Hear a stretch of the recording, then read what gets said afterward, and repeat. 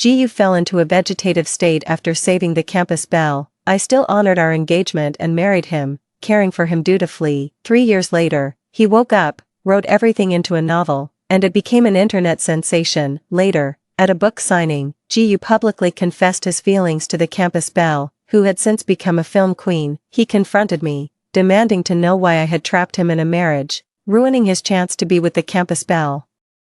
I was branded the other woman by the entire internet and hounded to death by online abuse. When I opened my eyes again, I had returned to the day Jiyu got into the car accident. I brought Mrs. G, who had come to demand the marriage be honored, straight to the campus belle. This, I said, is your true daughter-in-law, the love of your son's life, unwavering until death. 1. Xiaoning. Auntie hopes you can fulfill your marriage agreement with you ahead of schedule.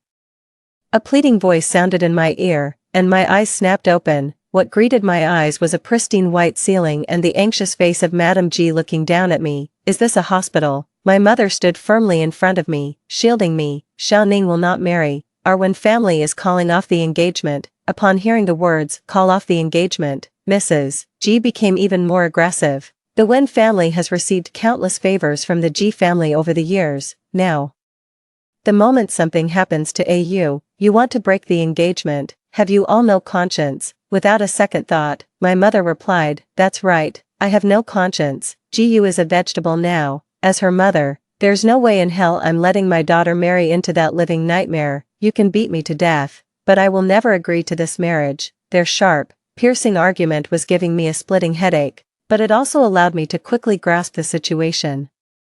I had been reborn, sent back 10 years into the past. I was back at the very beginning of all my suffering, back to a time before I had married Jiyu. The G and Wen families arranged a marriage for us when we were children. The plan was for Jiyu and me to marry right after we graduated. To everyone's shock, before we could graduate, Jiyu was in a terrible accident and fell into a vegetative state. Mrs. G quickly came to our door, wanting to move the wedding date up. She insisted I marry Jiyu in a bid to bring him luck and recovery. In my past life, my mother firmly refused. She got into a heated argument with Mrs. G right there in the hospital room. Later, Mrs. G approached my father, stating that if I refused to marry into their family, they would terminate all business collaborations with the Wen family. Over the years, the two families have worked closely together. Cutting all ties would deal a devastating blow to the Wen family's operations. The G family is clearly prepared to burn all bridges. On top of that, the G family provided substantial support to my father during the Wen family's early entrepreneurial days. My father felt we owed the G family a debt of gratitude, and that we shouldn't kick them when they were down, so he managed to persuade both my mother and me. After I married into the family, I took care of Jiyu dutifully and conscientiously. I had resigned myself to a lifetime of widowhood, but 3 years later, Jiyu woke up. He woke up with his memory in disarray, struggling to come to terms with the fact that he was married. So, I moved out and stayed elsewhere for a while. Later, after he finished his rehabilitation, he brought me back to the G family home. I had always thought that fate had been kind to me, allowing Jiyu to wake up. Little did he know, his awakening was just the beginning of the nightmare. 2. Jiyu wasn't struggling to adjust to married life at all. He was simply heartbroken over not marrying the woman he truly loved. As it turned out, his car accident was no accident. It was all to save the campus belle, Shen Ruyu. Even though Jiyu and I were engaged, we didn't attend the same university, so I had no idea that Jiyu and Shen Ruyu had a beautiful love story at school. That day, Mrs. G received a call saying that Jiyu was ill. Mrs. G was tied up with business negotiations, so she asked me to deliver some medicine to Jiyu. Since female students aren't allowed upstairs in the Tsinghua men's dormitory, I found a classmate to take the medicine up for me. That guy asked me what my relationship with Jiyu was. Without thinking much, I just told him I was Jiyu's fiancé. To her surprise, Shen Ruyu had also come to deliver medicine to Jiyu. Upon hearing my words, she learned that Jiyu was already betrothed. Feeling deceived, she blocked Jiyu in a fit of heartbreak and went to drown her sorrows at a bar.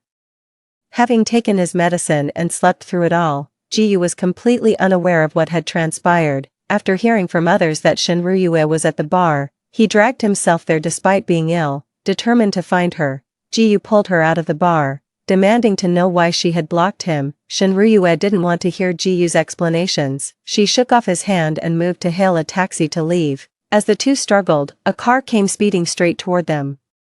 In that critical moment, Ruyu pushed Shen Ruyu out of the way, but he himself wasn't able to escape, and just like that, Ruyu was left in a vegetative state. There were no security cameras at that side door of the bar. No one knew that Ruyu had gotten into the car accident while trying to save Shen Ruyu. Later, the film held auditions at Tsinghua University. The director took an instant liking to Shen Ruyu, promoting the newcomer to play the female supporting lead. After the film's release, her stills were hailed as iconic, marking a peak debut in the industry. By the time Ruyu woke up, the Shen Ruyu he saw was already an award-winning actress married to a tycoon. Unwilling to let it go, Ruyu turned everything that had happened into a novel. When fans discovered the author was a man and that the story was based on real events, the novel exploded in popularity across the entire internet. Later, at a book signing event, Ruyu publicly confessed his feelings to Shen Ruyu. He confronted me, demanding to know why I had used marriage to tie him down, preventing them from being together. He completely disregarded all my efforts over the years and pinned all the blame on me. I was cyberbullied by his fans and became a target of hate across the entire internet. They even doxed my home address. When I went out, I was surrounded by various anti-fans who threw rotten eggs at me. While trying to escape from them, I was involved in a car accident on the road. The car was totaled, and I lost my life. To my astonishment, when I opened my eyes again, I had been reborn back to a time before I married Ruyu. This time, I will break off the engagement. I will never marry Ruyu again, nor will I step into that living hell a second time. 3. Gathering my thoughts, I pulled my still arguing mother behind me. Aunt G, it's not that I don't want to marry him, it's that Ruyu doesn't want to marry me. As my words fell, the entire hospital room fell silent. Madame G's sharp gaze fixed on me. She scoffed coldly, gesturing towards Ruyu lying in the hospital bed, connected to a ventilator. Wen Ning, there's a limit to your nonsense. I replied without a change in expression. If you don't believe me, Auntie G, you can ask around at the school. From what I understand, Ruyu has a girlfriend. In fact, the reason he got into this car accident was to save her. Ruyu would risk his life to save the one he truly loves. Do you really think he'd ever want to marry me? What's more, we had a formal engagement, yet Ruyu secretly had a girlfriend on the side. That counts as cheating, doesn't it? So, I'm not breaking off the engagement. I'm rightfully calling it off. Madame G clenched her fists tightly and didn't answer me right away. She couldn't believe her son was capable of doing such a thing. Sensing Mrs. G's skepticism, I proposed directly, if you don't believe me, Auntie G, we can go to the school and ask. It'll clear things up right away. After all, I don't have the power to bribe an entire school of students to speak for me. With that, I took my mother's hand and turned to leave. I wasn't the least bit worried that Mrs. G would refuse, because all she needed was a woman to marry Ruyu in a bid to improve his fortune. Of course, it would be even better if that woman was the one her son truly loved, especially if Ruyu's misfortune was truly a result of saving Shen Ruyu. There was no way she would let Shen Ruyu walk away unscathed. 4. What a coincidence. Just as we arrived at school, we happened to see a guy confessing his feelings to Shen Ruyu. Everyone around was chanting, "Get together, get together." I quickly pushed my way through the crowd to interrupt them. Hold on, shouldn't both people be single before getting together? The crowd looked at me, who had suddenly appeared, with bewilderment. Seizing the opportunity, I pulled Mrs. G over to stand before Shen Ruyu. Allow me to introduce you to, this is Mrs. G, Ruyu's mother. I pointed at Shen Ruyu again. This is your real daughter-in-law, the love of your son's life. Shen Ruyu's face paled. I don't know what you're talking about. Ruyu and I are just friends. You're his fiancé. I raised an eyebrow and raised my voice. Just friends? What kind of friends cuddle, whisper sweet nothings, and frequent hotels together? With my revelation, one of Ruyu's classmates in the crowd spoke up. I was just about to say, isn't Shen Ruyu Ruyu's girlfriend? Other voices chimed in one after another. Didn't the news of them getting together even make it to the confession wall? That gorgeous couple had so many classmates totally obsessed with them back then. Now that you mention it, I remember too. I actually saw them on a date once. I couldn't help but take a second look because they were both so good-looking. Shen Ruyu's face turned ashen, yet she still forced herself to explain. We were together, but we broke up. Is that not allowed? Who says a couple can't split up? Hearing this, Madame G was now convinced of what I had told her at the hospital. Her eyes darkened, and in an instant, she dropped to her knees before Shen Ruyu. Auntie, I'm begging you. Please come to the hospital to see Au. He loved you so much before the accident. If you come and talk to him, maybe it could help bring him back to consciousness. Mrs. G's voice was filled with grief, and the sight of her pleading desperately for her son made the onlookers' hearts ache. Even if you've broken up, you can still go see him. You were together once. How can you just stand by and do nothing now that Gu is in trouble? That's right. A parent's love knows no bounds. It's truly heartbreaking. Mrs. G is pleading with you like this. You should really go and see him. Pressured by their words, Shen Ruyu found herself unable to refuse. With a pale face, she had no choice but to help Mrs. G to her feet. All right, I'll go. Is that good enough? Tears glistened in Mrs. G's eyes as she tightly grasped Shen Ruyu's hand. You're a good girl, such a good girl. No matter if Au wakes up or not, I will be grateful to you for the rest of my life. After hearing that, Shen Ruyu's earlier displeasure melted away, and she willingly let Mrs. G lead her off. Once the two of them left, the onlookers also dispersed. I stood there, watching their retreating figures with a cold smile. The G family business was built from the ground up by Mrs. G alongside her husband, after her husband's passing. She single-handedly held up the G family enterprise. She's certainly no ordinary woman, since she knows about the relationship between Shen Ryu and Gu. Her intentions in taking Shen Ryu to the hospital go far beyond a simple visit. She'll likely resort to underhanded methods to force Shen Ryu into marrying Gu for a so-called auspicious union. Let the star-crossed lovers finally be together. I can't wait to see what kind of mess Gu gets himself into without me there to keep him in check. 5. Shen Ryu never came back to school after that day. Rumor has it she's willingly staying at the hospital to take care of Gu. I knew it. Mrs. G had stepped in. Sure enough, 2 weeks later, Mrs. G sent me a thank you note, along with a wedding invitation. I made an excuse and didn't attend. On the other hand, my father, feeling he had missed his chance to repay the favor, started visiting Gu at the hospital regularly. My mom was worried my dad might do something rash, and she still wanted me to repay the G family's kindness. Every single day, she nags me to find a partner and go on blind dates. It scared me into burying myself in work just to escape the matchmaking pressure. Once I got busy, time just flew by. During that time, I leveraged my memories from a past life to step into the entertainment industry, investing in several films destined to become blockbusters. Among them was a low-budget, high-return teen campus film. The casting auditions for this movie were conveniently held at Tsinghua University, which happened to be Gu's school. It was right here that the director spotted Shen Ryu, the campus belle, and knew she was the one. He championed her, a complete newcomer, for the role of the female lead's best friend. This launched Shen Ryu's journey to becoming a film industry legend. But this time, with me in the picture, Shen Ryu can forget about landing that supporting role. 6. The audition was about to start when I arrived. Before I could even step into the audition room, Shen Ryu stopped me. Wen Ning, what gives you the right to audition here at Tsinghua University? She's holding a grudge against me over what happened last time. I crossed my arms and retorted, why not? Just because the audition is at Tsinghua University doesn't mean it's only open to Tsinghua students.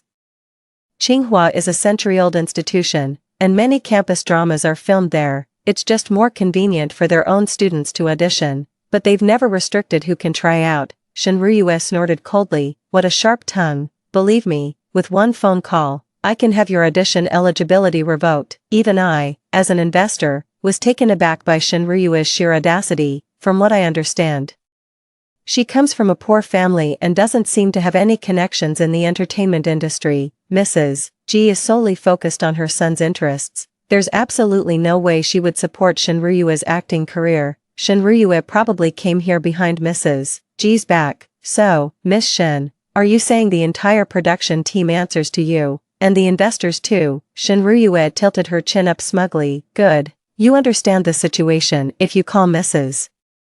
G right now and volunteer to marry Gu, then I might just give you a chance. Me, marry Gu, that would be bigamy, wouldn't it? Don't talk nonsense, Miss Shen. Right now, you're the beloved future daughter-in-law in Mrs. G's eyes. Shen Ryu was left speechless by my retort and pointed at me with a fierce glare. Wen Ning, I'll have someone throw you out right now. Just you wait. I curled my lip sarcastically. Ooh, I'm so scared. Fuming with rage, Shen Ryu immediately yanked out her phone and sent a message. The reply came swiftly, and seeing it, Shen Ruyue's bravado instantly returned. Just you wait, Director Wang will be here any minute. If you're having second thoughts, you'd better start begging me for mercy now while you still can. Director Wang, I was puzzled. Wasn't the director of this film supposed to be surnamed Jiang, a young, up-and-coming director who has already won numerous awards abroad?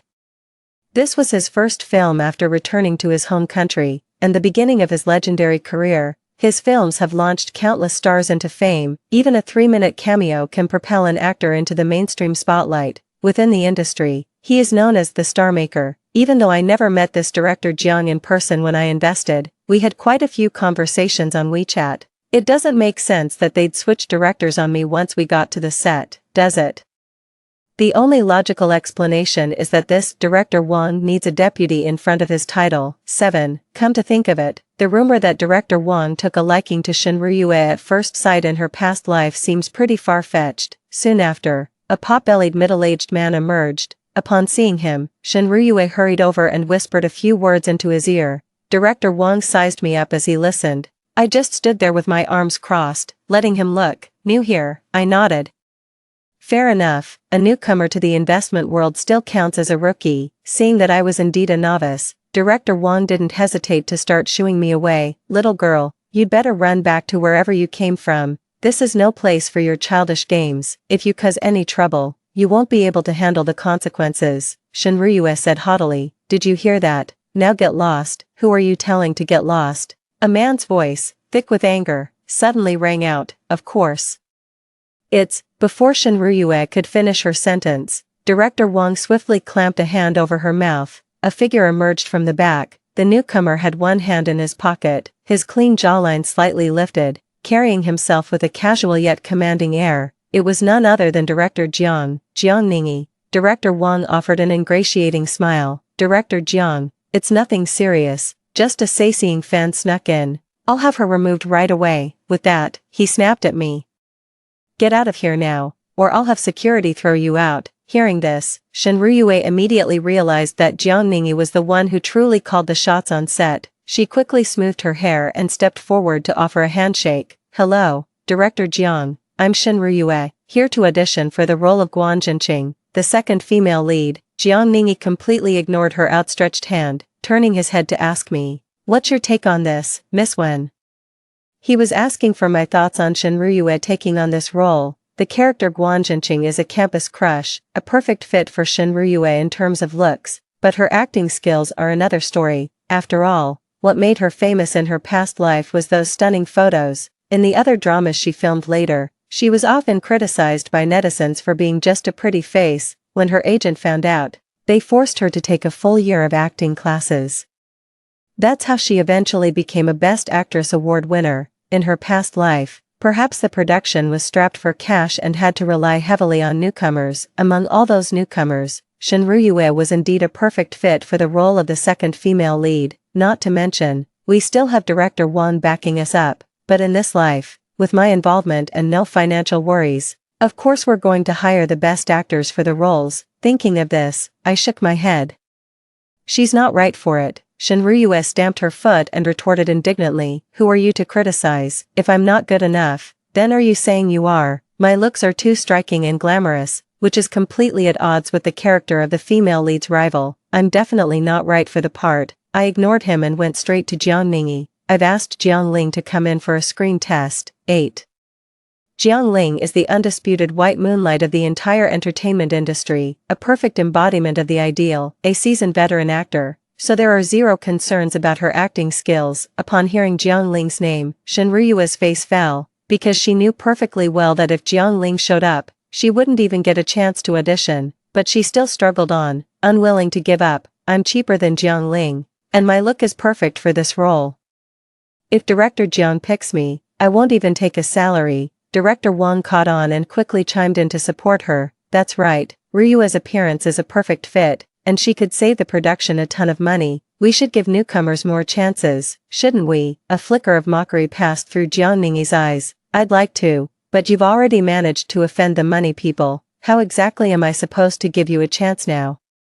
Shen Ruyue and Director Wang were completely baffled. Jiang Ningyi didn't keep us in suspense any longer. He turned sideways, bowed to me, and performed a gentlemanly gesture of invitation. "Miss Wen, please come in, the audition will begin shortly," I acknowledged with a faint nod, then walked past the two of them and entered the audition room. Jiang Ningyi's teasing voice came from behind. "My mistake earlier, in our crew. She's the money mommy." He then left the two dejected souls behind and also entered the audition room. After that, Assistant Director Wang was also kicked off the production. It wasn't until the entire audition was over that I realized just how sharp Jiang Ningyi's eye was. The cast from the previous life was already the best possible choice. Of course, with Jiang Ling joining in this life, the film will be even better, reaching even greater heights. 9. After returning from Tsinghua, I hired a private investigator to tail Shen Ruyu. They managed to snap quite a few photos of her cozying up to Assistant Director Wang. After all, even though Assistant Director Wang left this production, he still gets work in the industry. For a complete newcomer like Shen Ruyu, he was definitely out of her league. I arranged to meet with Mrs. G and handed over the investigation results. After reading them, Mrs. G's face turned ashen, and she stood up, ready to go back and confront Shen Ruyu. I calmly stopped her, saying, "I have a good plan.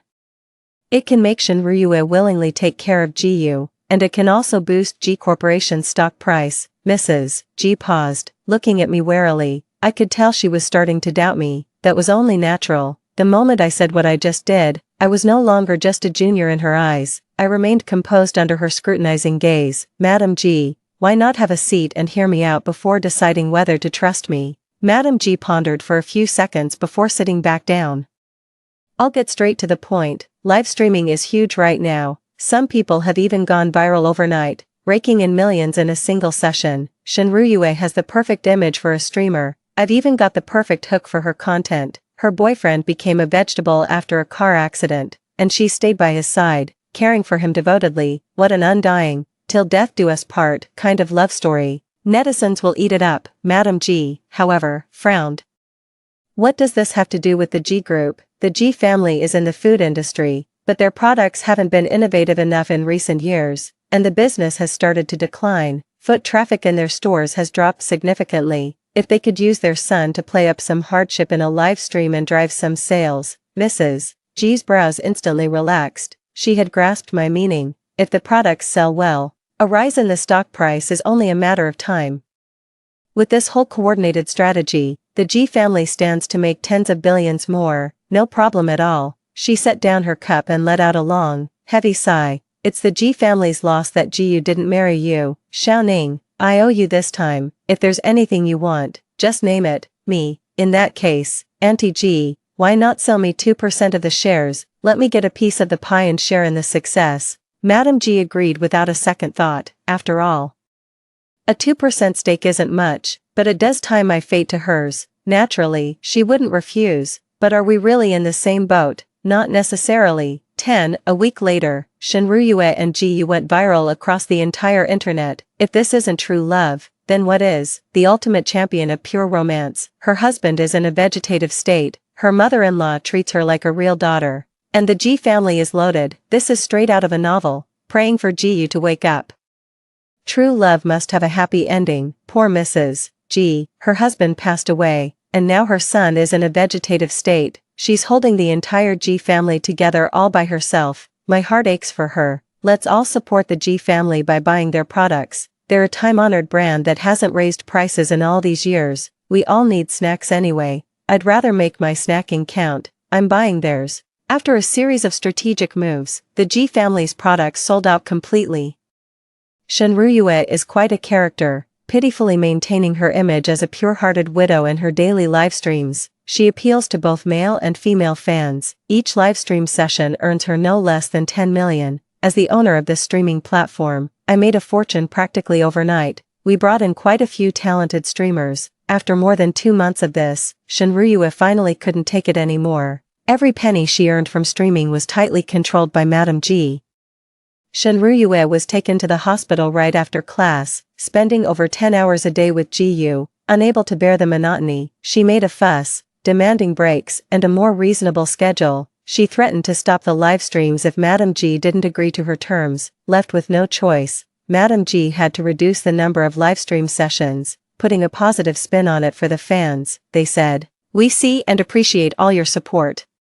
Please spend responsibly and avoid sending excessive gifts. We'll be moving to a once-a-week livestream schedule. This statement managed to win over another wave of goodwill from the online community. The stock price climbed once more, reaching an inflated level. Seizing the opportunity, I sold off all the shares gifted by Mrs. G, along with every single G Corporation stock I had previously purchased. I took the money I earned and reinvested it into another Xianxia drama, telling them to go all out on the special effects and not worry about the budget. The public's attention is fickle, and Shen Ruyu and her group were quickly overshadowed by the next big thing. The revenue from each live stream session kept getting worse. After all, their initial success was just a flash in the pan. Without consistently producing quality content, how could they possibly keep making money? Shen Ruyu began to entertain other ideas. She started flirting with the male fans in her livestream, posting some suggestive photos or going out for a few meals could earn her a decent amount of money. The most crucial part was that Madame G was completely unaware of this money. I forwarded the photos I received to the marketing accounts I work with. Here's a scandal that's absolutely guaranteed to blow up on social media. 11. Hashtag Campus Sweetheart Shen Ruyu. This is who she really is behind the scenes. Hashtag. This topic instantly went viral, with photos so explicit they couldn't be posted without heavy censorship. The sweeter the high was, the more sickening the aftertaste is now. Shen Ruyu has been completely boycotted across the entire internet. All of her information, including her social media accounts, was swiftly shut down. I forcibly terminated her account on the streaming platform, issued a formal statement to reclaim the funds, and arranged for a full refund of all gifts to her fans. From now on, any streamer on the platform who engages in misconduct will have all their gift revenue revoked. And just like that, I climbed to the top by stepping over Shen Ruyu, elevating the platform's reputation to new heights. Madame G was away on a business trip when she got the news. By the time she rushed back, Shen Ruyu was already packing her bags, ready to flee. Furious, she had Shen apprehended on the spot and gave her a thorough dressing down. In the end, Shen Ruyu ended up with a broken leg, divorced Jiyu, and left with nothing. And so, while he was in a coma, Jiyu not only experienced getting married and being thoroughly cuckolded, but also went through a divorce. Lying in bed, he managed to check off about 80% of life's major milestones. At this point, dying probably wouldn't leave him with any regrets. Because of Shen Ruyu, fans who had previously bought the G family's snacks also spoke up. I've been wanting to say this for a while. The G family's products are awful. After all these years, they haven't improved one bit. Yeah, I didn't eat any of what I bought before. I only bought it to show support. But now, forget it. Mrs. G is pitiful enough as it is. Let's just consider the previous purchases as a charitable donation. Feeling sorry for them. You're on a $3,000 a month salary pitying someone who makes $30 million. Have some pity for yourselves first. As more and more candid, clear-headed comments emerged, the sales at the G family stores grew worse by the day. The artificially inflated stock price plummeted rapidly, hitting a record low. With Madame G preoccupied with company affairs, she had no choice but to entrust Jiyu to the care of a nurse. Having been slighted by Shen Ruyu earlier, the caregiver seized this opportunity to pay back Jiangyu 100-fold. 12. The film I invested in was a massive hit upon release, and my investment returned several dozen times over. Jiang Ningyi became a household name across the country thanks to this film. After gaining recognition, he didn't stick to campus-themed projects but boldly ventured into a sci-fi series. To make a good sci-fi film, you can't skimp on the budget, so, the money that hadn't even warmed up in my pocket found its way back into Jiang Ningyi's account. Just a few days after casting wrapped and filming began, I got a call from the production crew. They said there was an accident during the demolition. Terrified, I hung up the phone and rushed to the hospital. To my surprise, I ran into Mrs. G and Jiyu in a wheelchair. The moment I arrived at the hospital, I raised an eyebrow in astonishment. Had Jiyu really woken up? Just like in my past life, Jiyu spotted me and waved. Xiaoning, perfect timing, come push me to my checkup. Mom still has to get to the office. The moment his words hung in the air, it clicked for me. Jiyu had been reborn, just like me. Mrs. G must have kept the truth from him, likely to avoid upsetting him, so much so, he thought this life was just the same as the last. I pretended not to see the look Mrs. G was giving me. Since you're busy, Mrs. G, shall I call Shen Ruyu for you? Let her come take care of you. Ji Yu pursed his lips. There's nothing between us, don't overthink it. Trying to get free labor out of me, and you claim there's nothing going on with Shen Ruyu.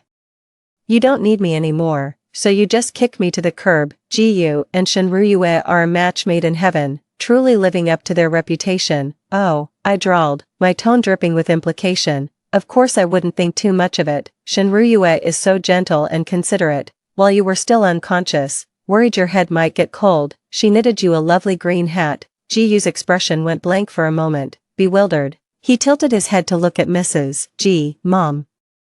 What is Wen Ning trying to say? I explained helpfully. She means your wife is seeing someone else. She doesn't want you anymore. Enough, Madam G roared. Wen Ning, shut your mouth. I shrugged and made a zipping motion over my lips. At this moment, Ji Yu felt as if he had been thrown into a boundless, icy abyss, his blood running cold, his knuckles turned white as he gripped the wheelchair, his voice strained. I don't believe it. I won't believe it. You must be lying to me. That's right. You're all lying to me. You just want me to marry you. His tone was condescending, as if I were reaching above my station. You must still be half asleep and dreaming. What a load of nonsense. I was about to say something when a pair of hands gently wrapped around my shoulders from behind. Sweetheart, what are you doing here? It was Jiang Ningyi, who had just arrived. He held me close, looking at Ji Yu with a bewildered expression. What? Is he doing a good deed, taking care of the disabled? 13. The way Ji Yu's face turned from pale to flushed was absolutely priceless. What a shame we didn't record it. It would have made a perfect acting masterclass. Jiang Ningyi clicked his tongue, his expression tinged with regret. Thinking back on this scene just now, I couldn't help but let a smile touch my lips. In our past life, Ji Yu hated me for ruining his love, yet in this life, upon waking, he covets my selfless devotion. He wants to have his cake and eat it too. What a hypocrite. But none of this has anything to do with me anymore. Ji Yu and I are just strangers who have gone our separate ways. I put him out of my mind and followed Jiang Ningyi to visit the hospitalized actor. Jiang Ningyi said quietly, all the safety measures were in place. It's just a minor scrape, nothing to worry about. My worries eased, and I urged him to be extra careful from now on. As I was talking, I suddenly stopped in my tracks and asked Jiang Ningyi, why did you think to pretend we were a couple in front of Ji Yu? Jiang Ningyi froze up completely. I've taken so much money from you. It's a complimentary service. Next time you're forced into a blind date, you can still come to me. I narrowed my eyes. Oh, Jiang Ningyi lifted his chin. Don't think just because I'm a director that I can't act. I'm actually quite brilliant. Anyway, I should get going. Next time I have a moment, I'll show you my special skills. With that, Jiang Yining beat a hasty retreat. I watched his awkward, stiff-backed figure and let out a soft chuckle. Director Jiang, I think you're going the wrong way. Jiang Ningyi came to an abrupt halt, then clumsily turned on his heel and quickened his pace to get away. Even in his flustered retreat, I could still see the tips of his ears, burning bright red. This kid, could it be? Is there a new drama to film? Is he after my money again? 14. After that, I'd still occasionally hear news about Ji Yu from my dad. I heard Shen Ruyu came to the hospital to see Ji Yu. Shen Ruyu is now paralyzed in both legs, and her future looks bleak. Upon hearing the news of Ji Yu's awakening, they would undoubtedly seize him tightly. It was as if Ji Yu had been lying there for 3 years, and his mind had gone bad. Shen Ruyu shifted all the blame onto Madame Ji, claiming she had no other choice. With just a few tears and a show of misery, he actually forgave Shen Ruyu. Upon learning of this, Mrs. Ji immediately had Ji Yu locked away, forbidding him from seeing Shen Ruyu. Ji Yu pretended to obey her, but in secret, he pushed himself relentlessly, accelerating his rehabilitation. However, his body had already been neglected by his caretakers for 2 years. Subjecting it to such intense training now caused him to cripple one of his legs. Then, seizing a moment when Mrs. Ji wasn't paying attention, he slipped out of the Ji household and eloped with Shen Ruyu. Upon learning of the situation, Mrs. Ji immediately froze all of Ji Yu's credit cards. She cut off all his means of survival. We all knew that Shen Ruyu was only after Ji Yu's money. If Ji Yu were to truly become penniless, Shen Ruyu wasn't about to just sit back and behave herself. Madame Ji was forcing him to go back, but this time, my father had completely given up and stopped mentioning the debt of gratitude and the marriage arrangement. That Ji boy, how can he be so clueless? Old Ji and his wife didn't have much affection to begin with, yet they still supported each other lovingly for a lifetime. My mom twisted his ear. You're the one who's got it all wrong, always trying to push our daughter into a pit of fire." The two of them started bickering and squabbling all over again. A moment later, my dad came over to my side, holding his ear. "Ning, don't be upset, I'll find you another fine young gentleman." I picked up my bag and stood up, my face expressionless. "Dad, I just remembered, I have a meeting to get to, I have to go." "Great, just what I needed, another person trying to set me up on a blind date." 15. I dodged it for half a year, but in the end, I couldn't escape the blind date. The man sitting across from me went on and on about how many millions he makes a year and how in demand he is. I had to force myself not to throw a glass of water in his face. "Excuse me, I need to use the restroom." Now I finally understand why my dad is so grateful to the G family. It's all about his eye for talent. If it weren't for Uncle G's recommendation back then, we'd never have built the family business we have today. As I was washing my hands after leaving the restroom, a conversation between two men nearby made me pause in my tracks. Jiyu brought the campus belle to the reunion, and she couldn't take her eyes off young Master Chen. Jiyu's broke and limping now. No wonder Shen Ruyu wants nothing to do with him. What a joke he is, a campus belle and a laughingstock. They're a match made in heaven, you know. I still have those racy photos from back in the day saved, gotta say. Shen Ruyu's figure is something else. No wonder she managed to sweet-talk so many sugar daddies into bankrolling her. "Come on, bro, don't hog the good stuff. Share the link on the cloud drive." Their voices gradually faded into the distance. Just as I was about to leave, Jiyu stumbled out of the men's restroom, looking utterly devastated. Looks like I wasn't the only one eavesdropping. Jiyu's eyes were bloodshot. His teeth clenched. "You're here to laugh at me too?"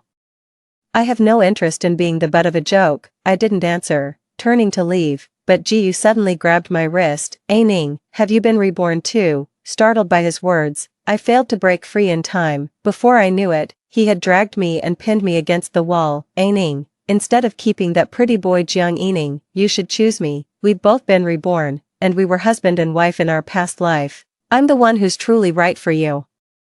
I was once again stunned by Jiyu's sheer audacity. It's true what they say, when you have no shame, you're truly invincible. I looked at him coldly. "I have no intention of being the other woman, just say yes, and I'll break up with her right now." Jiyu hurriedly explained. "I've figured it out. Shen Ruyue is only after my money. Someone as lowly as her doesn't deserve to be with me." "Lowly?" I stomped hard on Jiyu's foot and wrenched my hand free from his grasp. "You're no prize either.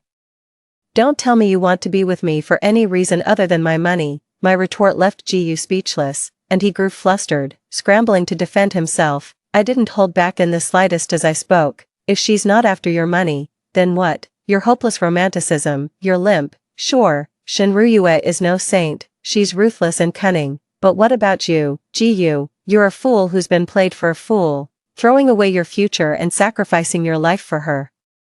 The icy voice echoed in the narrow corridor, each word like a dagger plunging into Jiyu's chest. His hands trembled uncontrollably as he murmured, nearly in a daze, "No, that's not true, that's not how it is." My words were like rubbing salt in the wound. It utterly shattered Jiyu's convictions. I watched coldly as he feebly defended himself, trying to salvage a heart that had long since crumbled. Was Jiyu really that foolish? He was simply deceiving himself. I laid the truth bare before him long ago. He simply refused to believe it, patching things up, lying to myself again and again, but this time, it's riddled with holes, beyond all repair. I watched coldly as Jiyu knelt on the ground, then turned and left without a moment's hesitation. "You made your bed, now lie in it." 16. When I returned to the private room, Jiang Ningi had already arrived. He looked like he'd just walked off the set of a romantic drama, dressed in a tailored suit. He sat frowning, his right hand toying incessantly with the luxury watch on his left wrist. Every so often, he would cast an idle, dismissive glance at the man across from him, his blind date, and then click his tongue in disapproval. Hearing my footsteps, Jiang Ningi looked up, rose to his feet, and in one long stride was right in front of me. He pulled me close by the waist, drawing me into his embrace. "Woman," he said, "how dare you try to marry someone else while carrying my child, me?" I managed to whisper hoarsely to Jiang Ningi, "Have you lost your mind from filming too many dramas?" Jiang Ningi gave me a reassuring look. "The weather has turned cold, it's time for the Wang family to go bankrupt." "Me?" I buried my face in Jiang Ningi's chest, mortified beyond belief. The blind date guy, who apparently wasn't surnamed Wang, cursed under his breath. "Freak." He stood up, shot me and Jiangning a venomous glare, and stormed out of the private room as soon as they left. I quickly wriggled out of Jiangning's embrace. Where did you get that look? It's so cringe. Jiangning touched his head in surprise. Huh, it's cringe. I heard from the crew next door that all the girls are into this style nowadays. I glared at him with dead fish eyes, threatening, stop hanging around other sets while filming, and stay away from those cheesy CEO romance novels. Jiangning replied with a cheeky grin, you got it, sugar mama. Amidst the horseplay, we arrived at the door. As the private room door swung open, a piercing scream echoed down the hallway. Murder. There's been a murder. Security personnel swiftly arrived on the scene to secure the area. I took a distant glance. Blood bloomed in great, spreading stains. Lying on the ground was Shen Ruyu, her eyes wide open, unable to believe even in death what had happened. And kneeling before her was Jiyu, the knife still in his hand. Jiyu had killed with his own hands the very lover he had fought so desperately to save 3 years before. How ironic. 17. Just as the police arrived, Mrs. Ji also rushed to the scene. Seeing her son, Jiyu, now a murderer, she fainted dead away. It was only then I noticed how much Madame Ji had aged. It was as if a decade had passed since I last saw her. The Ji family was finished, utterly and completely. I dropped Jiangning off at the neighboring film set and returned the costumes and props. Just then, my mother called. Her voice, thick with disbelief, crackled through the phone. When Ning, you're pregnant and you're not even married. I was just about to explain when, the very next second, my mom's voice rang out again, this time brimming with delight. Look at you, all grown up. Oh my goodness, I'm going to be a grandma. I have to go brag to my girlfriends right now. Ha ha ha. I'm going to be a grandma. Old man, you're going to be a grandpa. I hung up the phone in silence. Great, 2 more have lost their minds. Jiangning, with his hands in his pockets, said nonchalantly, look on the bright side, no more blind dates for a whole year. And what am I supposed to do a year from now? Pull a child out of thin air for my mom? Don't even suggest borrowing one from the crew next door. But then, Jiangning suddenly straightened up and gave me a slightly awkward wink. What do you think? Is there still time for me to try harder? I pressed a hand to my wildly beating heart. You, Jiangning looked at me expectantly. A grandson as old as you. Do you think my mother could accept that? Jiangning stumbled, nearly falling to the ground. He covered his face in despair. It's over. You really want to be the sugar mommy now. The road ahead is long. And the journey is still far from over. Watching Jiangning's antics, I couldn't help but burst out laughing. It finally dawned on Jiangning that I was teasing him. He pouted, tugging at the corner of my clothes with a pitiful look. Boo-hoo, you're messing with me. I'm going to get a little grumpy now. I shuddered with disgust, pulled my clothes back, and quickened my pace. Jiangning stood there, unmoving. I said leisurely, hurry up. My mom wants you to come home for dinner. Our mom. Your grandma. Ha ha ha, ha ha ha. Playfully bickering, the 2 of them walked off into the distance. In the light, their 2 shadows slowly drew together and gradually merged into one. From that moment on, a new chapter of my life officially began. Story 2. After my husband's white moonlight got married, he jumped off a building. Before jumping, he made a will, leaving all his money to the unborn child in his white moonlight's womb. That disgusting illegitimate child, even I, the legitimate wife, missed out on all the company's shares, became a worker toiling for the unattainable love, reborn into this life. Looking at the man before me, a trace of disgust flashed in my eyes, like playing the devoted man. Then you can go die together with your white moonlight. 1. When I received the news that I was about to become a wage slave, I was so shocked I nearly fainted in the cafe. My husband's white moonlight, my arch-rival Jiangyu, sat across from me with a pregnant belly. Smiling innocently, sister, blame it on our brother for loving me and the child too much. That's why he left the inheritance to me. After all, what father would want his own son to suffer? Isn't that right? Staring at the arrogant woman before me, I clenched my fists tightly, the sharp nails dug into my flesh, the pain excruciating. My husband committed suicide by jumping off a building some time ago, just when I thought I was about to inherit all his property and reach the peak of my life. A lawyer showed up at my house with my husband's will, followed by his unattainable love. In the will, all of my husband's shares were unconditionally given to the child in Jiangyu's womb, his illegitimate child. As for me, I've gone from being the boss's wife to just another employee. How ironic that after all these years of hard work, I end up working for the mistress and her illegitimate child. Watching Jiangyu continue to show off in front of me, the light in my eyes gradually dimmed. Then with a smile, I reached into my bag under the table and pulled out my butterfly knife for self-defense, stabbed straight into the left eye of the woman opposite. Blood gushed out, accompanied by screams from the surrounding people. I stepped onto the table and slashed Jiangyu's throat with another knife, still thinking of using the family fortune I'd worked so hard to build all these years to raise your illegitimate child. In your dreams, go to hell with that bastard man of yours. When I opened my eyes again, I thought I was in prison, but the pink curtains told me otherwise. My mother pushed the door open and stood by my bed with a calm expression. Yu Qing, let me ask you one more time, are you really going to marry that penniless Gu Qinghuai? That question jolted me fully awake. I had been reborn, in my past life. I nodded without hesitation, just because he was my first love in high school. I married into the Gu family with a maiden's longing and an exorbitant dowry. In this life, I threw myself onto the bed, kneeling and wailing, no no no, I won't marry, I refuse to wed a penniless man. As soon as the words fell, I saw my mother heave a sigh of relief, then she patted my shoulder and said with a smile, that's my daughter, seeing you so bewitched recently, I thought you were possessed by a ghost. After saying this, my mother's expression immediately turned serious. The Gu family is waiting in the living room right now. Since you don't want to marry Gu Qinghuai, I'll go make it clear. After saying that, she was about to get up and leave, but I grabbed her arm. A cold sneer flashed through my eyes. In my past life, Gu Qinghuai's betrayal was etched deeply in my memory. Having been reborn, how could I let him off so easily? A smile spread across my face. Mom, this trouble was caused by me. I'll handle it myself. I'll talk to Uncle Gu about it, too. In my past life, I was determined to marry Gu Qinghuai. The Gu family had fallen into decline in the capital, and upon hearing this, they acted as if they had stumbled upon a great bargain, immediately bringing Gu Qinghuai to propose marriage. At that time, Jiangyu was still the adopted daughter of the Gu family and stubbornly followed them here. Gu Qinghuai, in front of his beloved, reluctantly accepted me. Thinking back now, he must have hated me to death. I picked a black cheongsam from the wardrobe. Embroidered with several dark golden lotus flowers and gold thread, it exuded an air of dignified elegance. As my mother watched me in the mirror putting on earrings and fixing my hair, instantly transforming from a college girl to a wealthy heiress, she nodded in satisfaction. My mother and I came to the living room.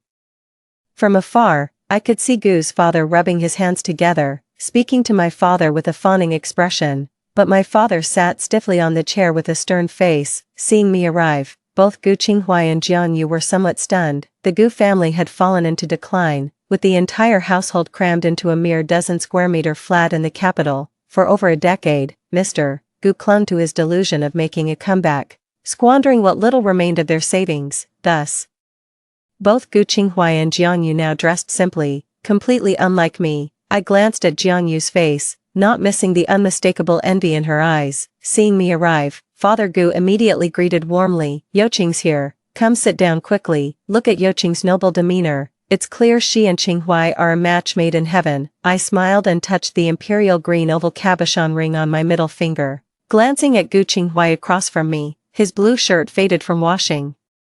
I remained non-committal. Just as Father Gu was about to probe my father about my dowry, I raised my hand to interrupt him. Uncle, I haven't agreed to marry Gu Qinghuai yet. Don't be so quick to calculate my dowry. The duck hasn't even reached your mouth, and you're already planning to suck the marrow from its bones. As soon as I finished speaking, I saw the Gu family's expressions darken in unison. Gu Qinghuai's voice turned stern. Ling Yuqing, how dare you speak to my father like that?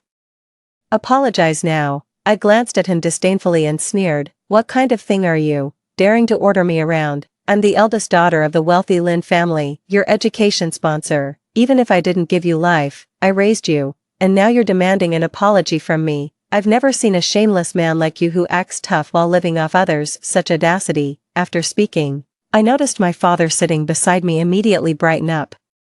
His gaze towards me filling with appreciation. I couldn't help but laugh. My father was upright and taciturn, so now that I'd voiced his inner thoughts, he naturally felt relieved. The Gu family was momentarily stunned to see their formerly obedient me acting so shrewish. Seizing the advantage, I pointed at Gu Qinghuai's nose and scolded, if I hadn't funded you back then, you'd have dropped out and be selling pancakes on the street by now. Where would you get the money to start a business?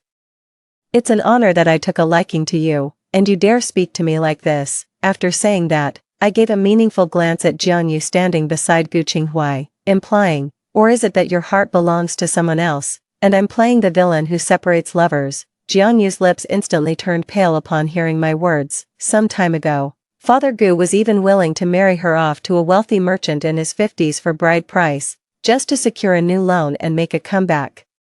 It was Gu Qinghuai who stepped forward, claiming he could marry the eldest daughter of the Lin family, which finally made Father Gu spare Jianyu. I'll never forget how Jianyu touched her pregnant belly in our past life and smiled at me, saying, "Do you know what my brother told me back then? On the night of your wedding, my brother held me and told me to endure a little longer, that once he becomes powerful enough, we can be together openly." When Gu Qinghuai heard what I said, he immediately reacted as if struck by a guilty conscience, saying sharply, "Lin Yuqing, don't go too far. Jianyu and I are just siblings." As the words fell, a faint smile curled at the corners of my lips. This was a confession without prompting. Having navigated the business world for years, my father had long honed a pair of piercing, discerning eyes. His gaze swept over Gu Qinghuai and Jianyu, and in an instant, he grasped the gist of the matter, followed swiftly by a surge of anger. Father sneered as he turned his gaze toward Gu's father. "The ancients always said to govern the state, one must first regulate the family. Old Gu, if you can't even keep your own household in order, no wonder your business ventures fail." After speaking, the father coldly signaled to the servant behind him, "With a family like this, you still dare dream of marrying my daughter? Preposterous. Attendants, escort this guest out." 3. Just like that, the entire Gu family was thrown out by us. Gu Qinghuai looked particularly disheveled, standing awkwardly outside the Lin family's villa, raising his head to glare at me watching the spectacle from the balcony. Without hesitation, I flipped him the bird. Shortly after, the property security guards dragged Gu Qinghuai away. In my past life, everyone around me doubted the marriage arrangement between me and Gu Qinghuai, saying we were doomed to fail. Only one person consistently tried to bring me and Gu Qinghuai together from start to finish.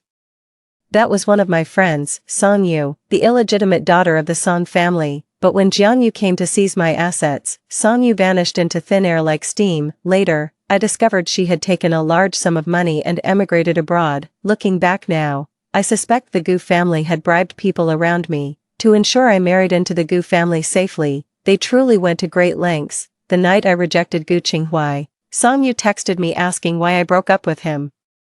Her tone wasn't pleasant, and there was even a hint of accusation between the lines. "Gu Qinghuai is handsome and driven. He's already a great match. You're not getting any younger this year, and it's already good that someone wants you. How dare you still be picky?" After saying that, she sent several contemptuous emojis in a row, then added, "If you reject Gu Qinghuai, let's just cut ties." I stared at my phone screen in slight surprise, a flicker of doubt crossing my mind.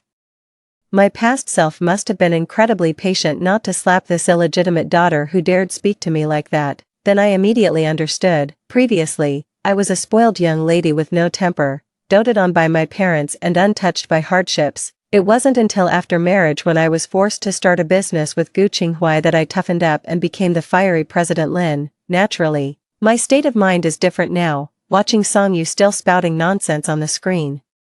I moved my fingers, blocked her decisively without hesitation, thought the matter would come to an end. Who would have thought that blind-eyed Song Yu would, at Saturday's cocktail party, publicly confront me about why I blocked her? At that moment, I was holding a wine glass and speaking with their family's eldest daughter. The Song family's eldest daughter frowned upon hearing Song Yu speak. The Song family is currently eager to collaborate with the Lin family. Even she herself has to force a smile when speaking to me. What on earth is this illegitimate child doing now? The crowd of onlookers grew larger as the Song family's eldest daughter scolded. What place do you have to speak in such a setting? Moreover, if someone blocked you, there must be a reason. Have you ever reflected on your own behavior? Before the illegitimate daughter could retort, I cut in. Speaking of which, I'd like to ask Miss Song, your family's upbringing can't be that poor, so how did you raise such an outrageous girl? She actually expected me, a young lady from a prominent family, to marry someone like Gu Qinghuai, a down-and-out nobody.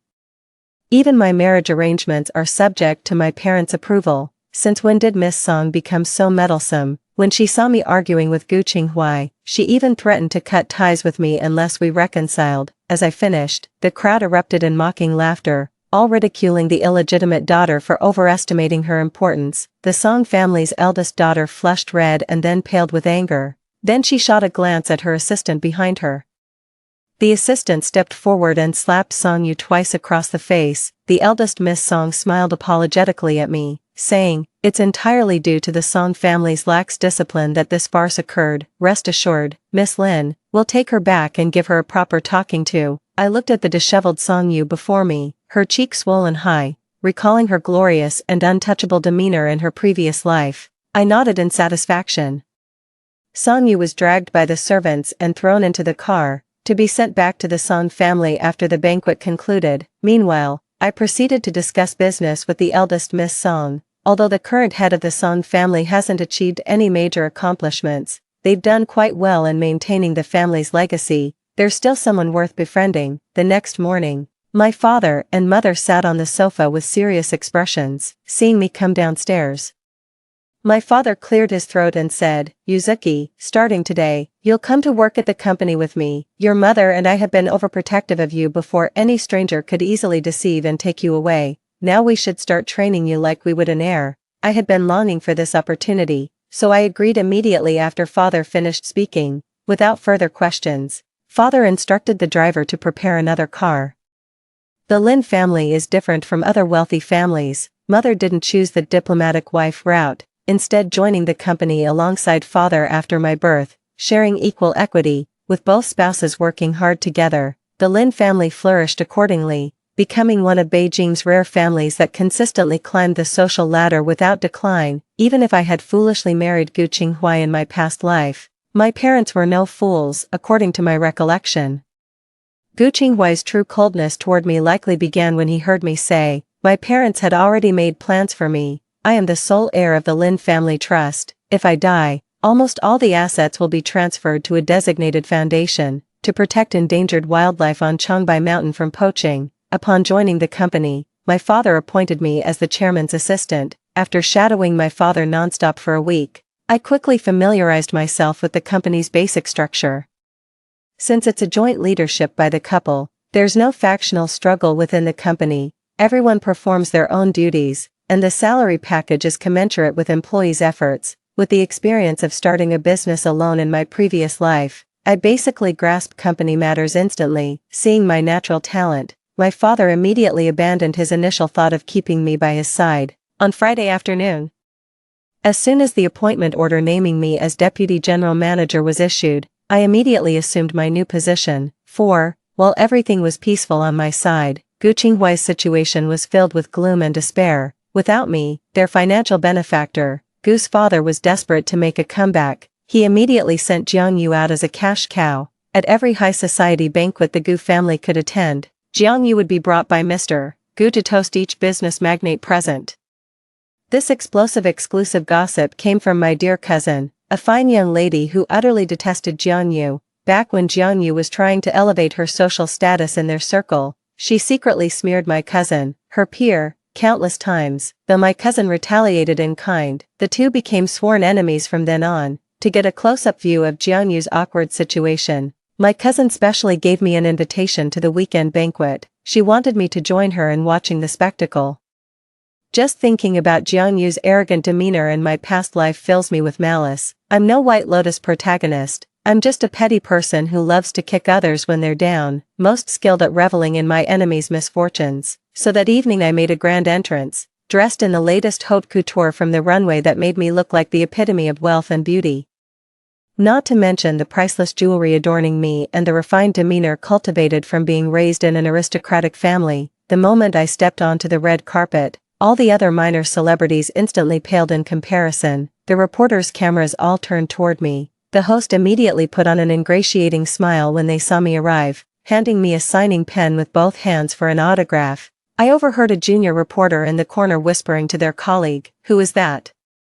Such grand presence. When she arrived, even the newly crowned Best Actress made way for her to take photos first. Their colleague quickly hushed. "You don't know, that's a genuine Beijing socialite, a true heiress." 60% of the celebrities at this gala are employees of her family's company, the questioning reporter gasped, then quickly shut their mouth before my gaze swept over them. That reporter wasn't wrong. Many actors and celebrities in the entertainment industry are indeed our family's employees. However, the Lin family's business empire extends far beyond just the entertainment industry, finance, internet, computing, catering, culture. The Lin family has ventures in all these fields. Serving as my male escort was the renowned director who watched me grow up. He chatted with me as we walked into the inner venue together. Many familiar celebrities immediately swarmed around. Engaging in conversation with the director, I, on the other hand, found my cousin, grabbed some food from the buffet area in the venue, and sat in a corner to eat. The people at the banquet all had different purposes. Business tycoons holding capital either chatted casually or exchanged the latest market trends and future industry policies amidst laughter and smiles. The celebrities' intentions are quite blatant. An accomplished veteran actor stands beside a familiar director, discussing the upcoming filming work. With just a few words, they secured a role that could make an unknown actor famous overnight. Yet more are those obscure but good-looking minor celebrities, constantly searching for targets on the scene. The entertainment industry is never short of beauties. At this time in my previous life, I got engaged and married to Gu Qinghuai. Gu Qinghuai said it was because our family had no power or influence. His younger sister Jiang Yu suffered constant bullying in the dance troupe. Jiang Yu now wants to switch careers and enter the entertainment industry, asking for my help. For this reason, I went to great lengths at the time to stop Jiang Yu from going to accompany wealthy sponsors for drinks. I forcefully got her, who wasn't skilled enough, into a dance variety show. Later, I also spent money on data manipulation and marketing for her. She was forcibly elevated to a height that didn't belong to her, despite being worlds apart from top dancers in terms of innate talent. In this lifetime, I simply smiled faintly. In this life, I didn't help her pull strings. She didn't even qualify for the preliminary auditions. Maybe I can only tag along to the cocktail party by mooching a ticket to accompany older men. As midnight approached, most of the overt business discussions had concluded. A small group of executives, directors, and celebrities left first, while the rest tacitly headed to the top floor, exchanging glances with my cousin. We also stood up and waited by the elevator to go to the top floor. After all, we came here tonight specifically to see the excitement. How could we possibly miss the most thrilling part of the show? My cousin is delicately beautiful, with every smile and frown exuding the charming innocence of a young girl. As for me, I am striking and glamorous, with every gesture radiating an aura of decisive authority. Coupled with our exquisitely expensive evening gowns, we stood out from the crowd even more. The young nobleman beside me gulped and whispered to his companion, "Which noble family do these two beauties belong to? Their master must be quite the lucky man." Before he could finish, his companion immediately panicked and tried to hush him, but it was too late. The female bodyguard behind me strode forward and slapped the young nobleman twice across the face. Blood immediately gushed from his nose and mouth as he collapsed onto the ground. The minor celebrity in his arms let out a shriek and stumbled away in fright. I looked down at the disheveled nobleman with the same disdain one would show to trash. The banquet manager heard the commotion and hurried over, bowing and scraping to apologize to me. Then he escorted my cousin and me to the VIP elevator. My cousin snorted coldly. If it weren't for watching Jiang Yu make a fool of herself, I'd never come to such a disgusting place. I glanced at her with a smile and comforted her. Just think about how we'll soon see Jiang Yu humiliated. Doesn't that make it better? As I finished speaking, the elevator reached the top floor where a bowing attendant stood at the door. I casually picked up a glass of red wine and walked toward the venue. Compared to the cocktail party downstairs, the people at the upstairs party were more like beasts unleashing their primal instincts, greed, profit above all, and clear class divisions. The wealthy bosses were the center of attention, while their companions fawned over them, carefully currying favor with their benefactors. Among a crowd of good-looking celebrities, I also spotted the person we came to see tonight, Jiang Yu. Unlike the image we imagined of her being unyielding even unto death, vowing to remain chaste for Gu Qinghuai, here, she was dressed lightly, leaning against a man in his 40s with coquettish laughter. The two were whispering, and occasionally I could hear Jiang Yu's deliberate coyness and laughter. I curled my lips. It seems exactly as I imagined. Jiang Yu was never an easy person to deal with. Poor Gu Qinghuai, such a lovesick fool. Even his posthumous inheritance went to that wretched woman, who knew she only saw him as a gullible fool and a backup option. Photography and recording were prohibited at the party. My cousin and I sat in a corner, listening with great interest to Jiang Yu's conversation with that wealthy businessman. At this party, Jiang Yu was just a minor internet celebrity. Her looks couldn't compare to those stunning celebrities, but as a dance major, her figure was truly 1 in 100. Seeing the wealthy businessman's gaze drawn by a passing celebrity, Jiang Yu immediately cooed, "Uncle, you're not allowed to look. Could her figure possibly compare to mine?" As she spoke, her cousin sitting behind them made an exaggerated gagging expression. My eyes were filled with sarcasm. After all, Jiang Yu has built her online persona as the clear-headed female lead. In her videos, she advocates that women should earn their living through their own abilities. Any method relying on beauty and figure isn't sustainable. Girls should have self-respect and self-love. Watching Jiang Yu being manhandled before my eyes, I let out a cold laugh. Seems like you can't fully trust what internet celebrities say after all. After all, whether influencers are angels or demons behind the camera remains unknown. The party didn't end until late at night. The wealthy merchant dusted himself off and prepared to move to the hotel with Jiang Yu. The corners of my mouth curled slightly as I sent a message on my phone before leisurely getting up to leave with my cousin. In his past life, Gu Qinghuai was deeply infatuated with Jiang Yu. How could I just stand by and watch Jiang Yu submit to someone else now? Of course, I had to let Gu Qinghuai play the hero and save the beauty. 5. The Lin family's business ventures span a wide range. Luxury hotels are among them. After a drinking session, the wealthy businessman brought Jiang Yu to a 5-star hotel under the Lin Group for check-in. When she saw the hotel's name, a flicker of unease passed through Jiang Yu's eyes. Today, Gu Qinghuai was conducting business negotiations nearby. Given his previous playboy habits, he would undoubtedly choose this hotel. Fortunately, they were on different floors, so there was no chance of running into each other.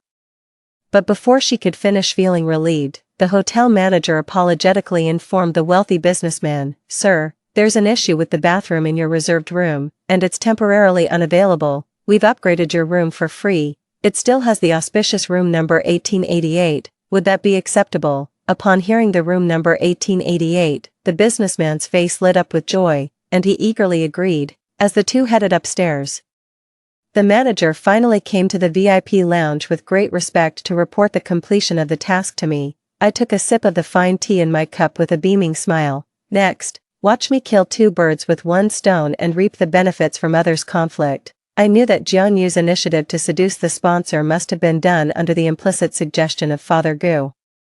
After all, Mr. Gu recently thought he had discovered another industry trend and urgently needed a large sum of money to invest. Gu Qinghuai had just finished paying off his father's debts and wouldn't spare a single penny more. Jiang Yu had grown tired of living in poverty, especially after witnessing the wealth of my Lin family, and was obsessed with climbing the social ladder. So the father and daughter hit it off immediately and quickly found a wealthy backer.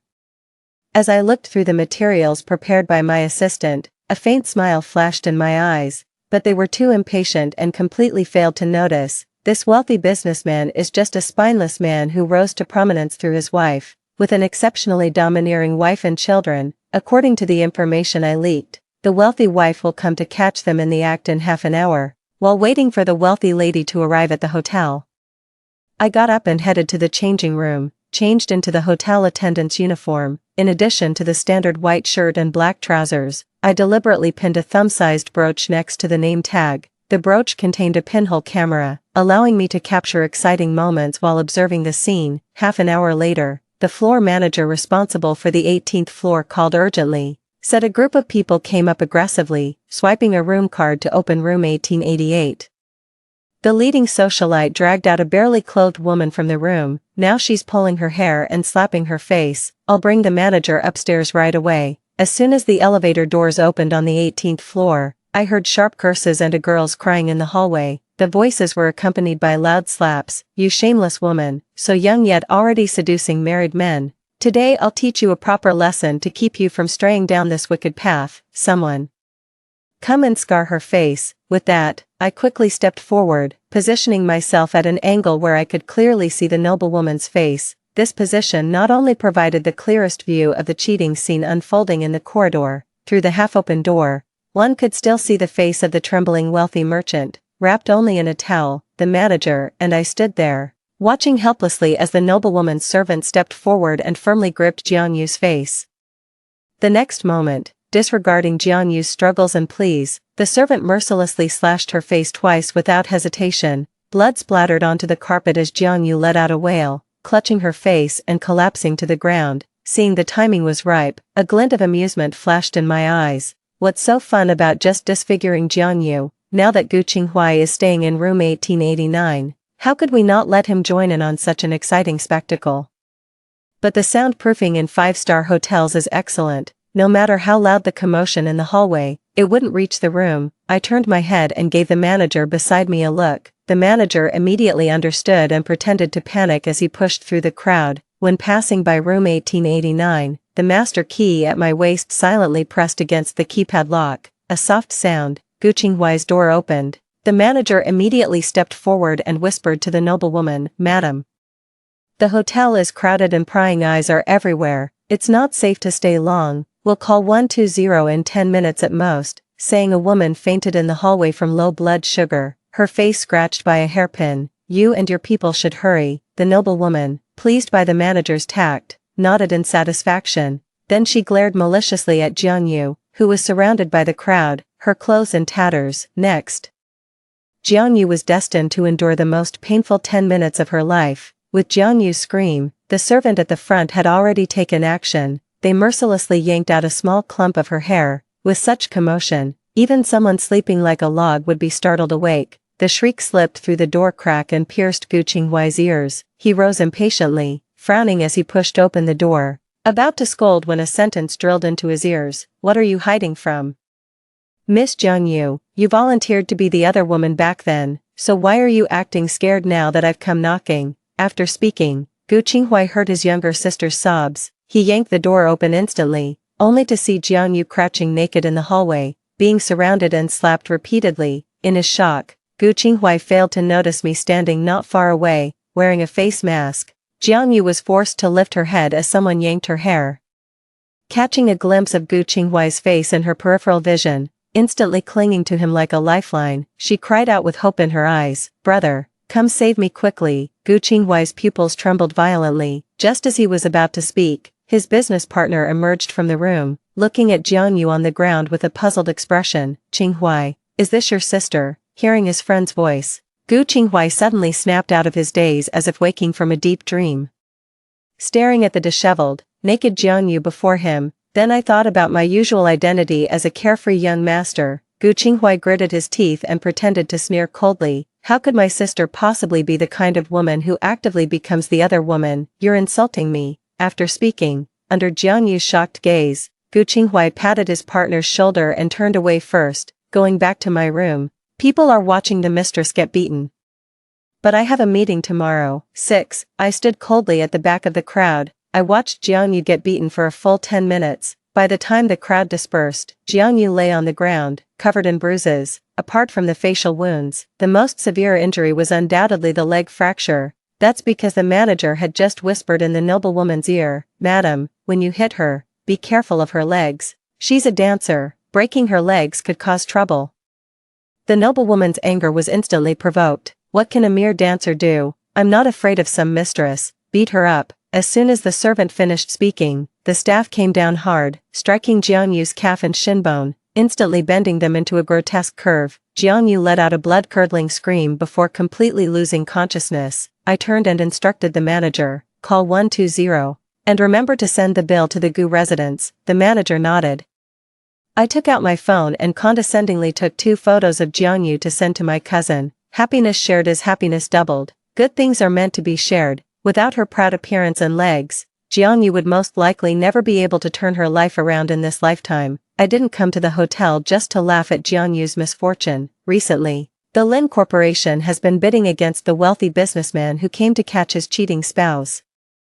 And the video footage I have of the affair is the best bargaining chip. After all, the public persona of that wealthy businessman is that of a filial, family-oriented, gentle and humble entrepreneur. The assistant sent me the documents for the upcoming bidding process. After I gave the final approval, we prepared to attend the bidding meeting with the team on Monday. I attach great importance to this bid, as it's the first major project I'll participate in since taking office. The wealthy merchant, relying on his status, only half-heartedly assigned a minor executive as the bid presenter during the tender meeting. The bid documents were also a complete mess, causing the leaders sitting across the table to shake their heads repeatedly. It was completely different from the Lin Group's approach. The outcome was undoubtedly predictable. The Lin family undoubtedly secured this project. Before leaving, that petty leader gave me a hostile look. Then sneered and forced out a sentence through gritted teeth. It seems the younger generation is truly formidable, Miss Lin. I smiled humbly, thinking to myself, I even have the VCR of your boss being caught in bed. Of course I'm formidable. Seeing my shameless behavior, the petty official was so angry his potbelly visibly swelled. He stormed off with his entourage in a huff. When I got home and told my father about it, he just waved his hand dismissively. Nothing to be afraid of. That family is in complete chaos right now. Didn't he get caught cheating a while back? Later when he returned home, he was diagnosed with a venereal disease. His children seized the opportunity to try dividing up their father's assets. Now they're in the middle of a huge fight. My eyes widened instantly, and I gasped in surprise. Father sneered, that shameless old lecher, still fooling around at his age, serves him right. Seeing the look of surprise and slight disappointment on my face, my father immediately caught on. What? That old bastard got caught, and you actually seem a bit disappointed, embarrassed. I confessed to Dad about secretly photographing the tycoon's wife catching him in the act. A flicker of delight flashed in Dad's eyes. After praising me briefly, he said, this scandal still happened at a hotel under our Lin Group's banner. When it blows up, we'll be their first suspect. Unless we're ready to burn bridges with that family.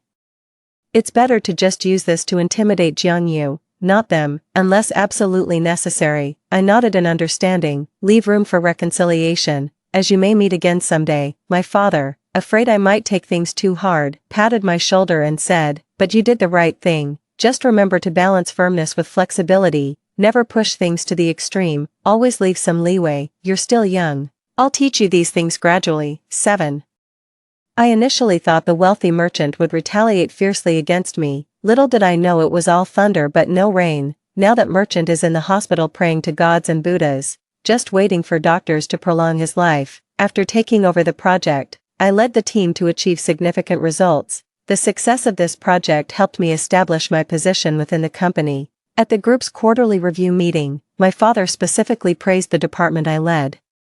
He credited me entirely for driving the department's profits to a record high this quarter. After the meeting ended, my father's assistant handed me a document. I opened it and took a look. It was a new project from a large company currently seeking collaboration, and it happened to align perfectly with my department, so it was assigned to us. But seeing the meaningful smile on my father's face as he left, I instinctively felt things weren't that simple. It wasn't until I received Gu Qinghuai's text message on my phone that I understood why I felt something was off. It was Gu Qinghuai inviting me out for coffee, and on my desk lay the documents my assistant had just delivered to me. On the competitor company's page, Gu Qinghuai's identity information was prominently displayed. I didn't know whether to laugh or cry. This was my father testing me, probing to see if I still had lingering feelings for Gu Qinghuai. After work on Friday afternoon, I packed up my things and went to the cafe. Gu Qinghuai was sitting with his classmates chatting, discussing topics about me. Seeing how nervous Gu Qinghuai looked, his classmate patted his shoulder and said with a laugh, "Don't worry, Lin Yuqing likes you so much, she'll definitely give you this business deal. If all else fails, just tell her that if she doesn't give it to you, you won't marry her. See what she does then." As soon as the words fell, I got up from the seat next to him, sneered, and slammed my bag on the bench. His classmate didn't expect me to be right beside him and was instantly mortified with embarrassment. But something even more embarrassing for him was about to happen. I used to like Gu Qinghuai and went out of my way to protect his fragile self-esteem. I set aside my pride as a wealthy heiress, wearing cheap shirts worth just a few dozen yuan every day, circling around Gu Qinghuai like a junior schoolgirl. So even though I was rich, no one really felt the impact of my wealth. But now, times have changed. Even the bag I casually tossed on the chair is a limited edition luxury piece. Without additional allocations, the market price reaches millions, yet remains unavailable despite the high valuation, not to mention the watch and bracelet on my wrist, both bearing distinct brand signatures. I glanced lightly at Gu Qinghuai's classmate and sneered, "Don't get cocky with me. Just yesterday, your uncle was toasting me at the banquet, begging me to go easy on your family, and today you're here playing the big shot. Are you trying to bankrupt your uncle's company?" Gu Qinghuai's classmate immediately shut their mouth. After handling this matter, I crossed my arms and looked at Gu Qinghuai with a provocative expression. Go on, keep talking. I was wondering why you still shamelessly cling to me even after I called off the engagement. Turns out you just want me to hand over my business to you. Is this the only low-life trick you men know? How pathetic can you get? As soon as she finished speaking, the two people opposite her flushed red as if slapped across the face. Gu Qinghuai's classmate snapped sharply, Lin Yuqing, if you don't want to do business, fine, but don't insult people here. I let out a cold laugh and gave him a merciless look. Bai Yunjing, right, Gu Qinghuai's close buddy from the upper bunk. No surprise you're cut from the same cloth. Not long ago, Gu Qinghuai even talked about marrying off Jianyu, the sister you've had a crush on for years. To you, you were overjoyed and already acting like you're part of the Gu family, and you yourself are a down-to-earth, hard-working young master with no worries about food or clothing. Quite a suitable match indeed. The Gu family has really put in great effort to find such a fine son-in-law like you. Gu Qinghuai's expression suddenly changed upon hearing my words. The smile in my eyes deepened. But do you know why you haven't even been able to see Jianyu recently? Gu Qinghuai immediately stopped me upon seeing my meaningful smile. Lin Yuqing, don't go too far. I slapped away his pointing finger and connected my phone to the cafe's projection screen.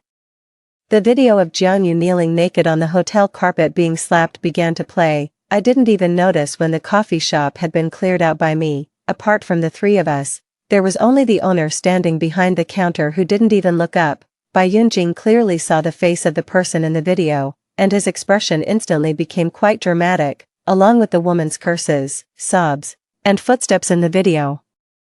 I leisurely tucked the stray hair behind my ear and explained kindly, previously, Jiangyu voluntarily became a rich businessman's mistress for money, only to be dragged off the hotel bed by his wife and beaten while having her hair pulled. Your good friend Gu Qinghuai happened to be staying next door and even watched the whole scene, but obviously, he chose to betray his friend by not telling you, wanting you to be the one to pick up the pieces. However, Jiangyu's face is now disfigured. And her legs are broken, completely ending her career as a dancer. Now, are you still willing? Is your Bai family still willing to accept her? After all, she's a sister he's lived with day and night. Just as Gu Qinghuai was about to stand up and argue, I pressed him back onto the stool with one sentence. Oh, and here's some extra good news for you. The wealthy businessman Jiangyu was fooling around with was recently diagnosed with tertiary syphilis. My eyes curved into crescents. Next. It'll be your turn. After saying that, I immediately got up and left, leaving the two of them entangled in the coffee shop. According to my speculation, we're all adults here. Where do all these pure love warriors come from? Needless to say about Gu Qinghuai, Bai Yunjing's deep devotion to Jiangyu definitely goes beyond just dating and holding hands, but the most unfortunate thing is, Bai Yunjing's family is in politics. He just passed the civil service exam and is now waiting for the medical checkup to secure his position. Even if syphilis is cured, it can still be detected in tests. Moreover, with the medical examination process imminent, it's too late for treatment now. For a family in politics, having a child involved in such a scandal would bring lifelong ridicule. His future is completely ruined. 15 minutes after I left the coffee shop owner called the police, reporting a violent fight in his store, the kind where people were beating each other to death. 8. Since that day we parted at the coffee shop, news came from the Bai family. Bai Yunjing, the second son of the Bai family, committed suicide the day before his physical examination. Immediately afterwards, news broke that the Bai and Gu families had severed ties. According to my father, who went to pay his condolences at the time, the Bai family was rather indifferent to Bai Yunjing's death. The eldest son of the Bai family didn't even shed a single tear, merely greeting guests with a cold expression. I let out a mocking laugh. This is a critical moment. If Bai Yunjing's scandal were exposed, the entire Bai family would surely face dire consequences. Therefore, sacrificing the pawn to save the king is the only choice. News from the Gu family soon followed. Gu Qinghuai was diagnosed. He had no mood to deal with company affairs anymore. The bidding matter was entirely entrusted to the partner. Although Gu Qinghuai's buddy was unreliable, the partner had genuine talent and knowledge, but even so, due to the incompetence of his subordinates, he became my defeated opponent. After the bidding concluded, I invited him to have a drink together. At the dinner table, I smiled gently. Why don't you consider joining our company? Or I could invest and collaborate with you. let Gu Qinghuai get lost in my past life.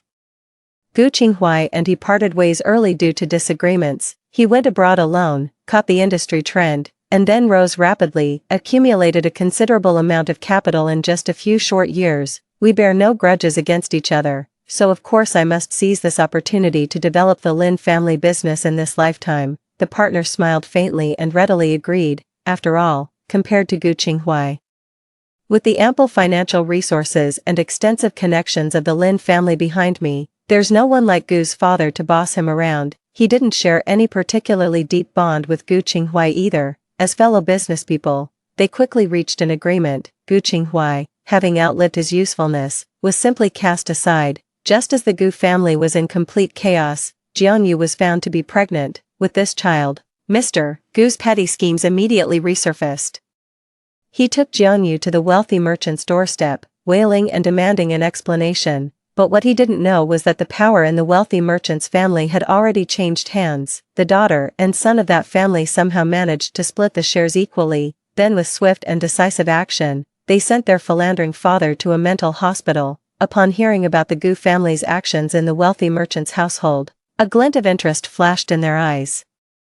The Gu family is utterly foolish beyond belief. There's a reason why that wealthy merchant dares to play around so recklessly. A car accident over a decade ago left that wealthy merchant infertile. As for that bastard child in Jianyu's belly now, even I don't know who the father is. Gu Qinghuai's, by Yunjing's, these have nothing to do with me anymore. In the end, that family of clowns was driven out, and their reputation became notorious in the capital. The sharp nails dug into the flesh, causing a sharp, stinging pain. My father recognized my abilities and officially began grooming me as his successor. Meanwhile, the business with my partner's company was flourishing more and more. No wonder he was such an elite in his previous life, capable of building such vast fortunes. This time around, I let him manage everything independently while I just handled investments, and we still made a killing. In his previous life, Gu Qinghuai jumped off a building because of stomach cancer.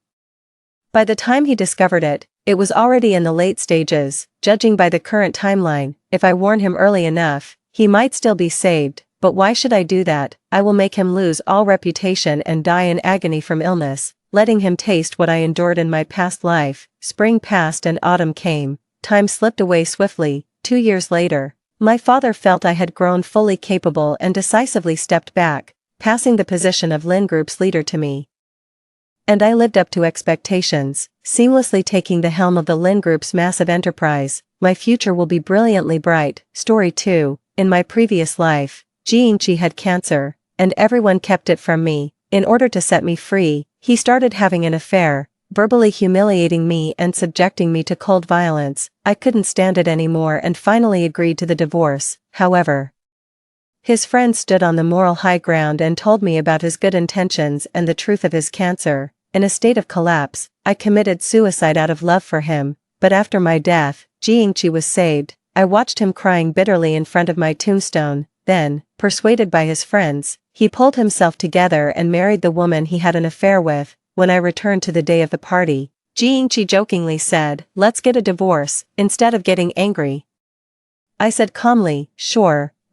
After I said this, the scene suddenly fell into an eerie silence. In the large and luxurious private room, only I continued to lower my head and eat the bird's nest in the bowl as if I didn't notice. The hand with which Jiangqi had been holding Ning Lan slowly loosened. His handsome face, which had jokingly said that he had fallen in love with someone else and wanted to divorce me, gradually became stiff and ugly.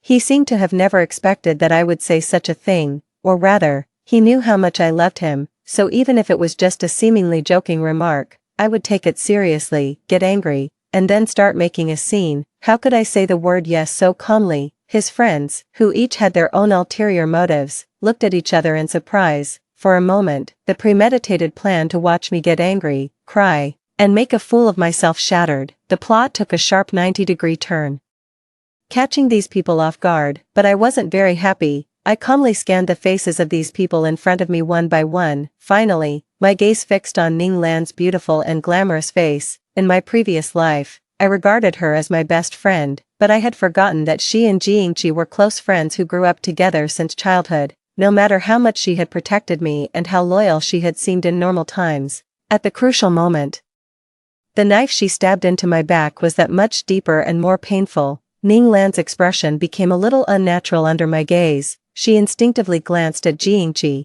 seeing that he was staring at me intently, with a dark face, his jaw clenched tightly, her eyes dimmed for a moment. Then she immediately put on a hearty smile and came over to pull me. "Come on, don't be angry. It was just that stupid idea of Zhou Su's. We were just kidding with you."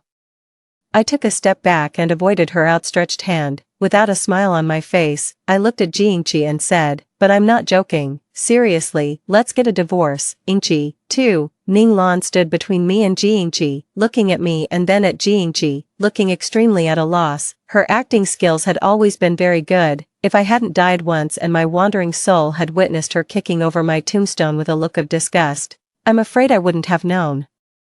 Under Ning Lan's seemingly hearty and generous mature woman's appearance, there was a heart full of distortion and jealousy. It was rare for her to show such a helpless look. Although I wasn't the cause of it, the blame from everyone present still pointed at me because of her.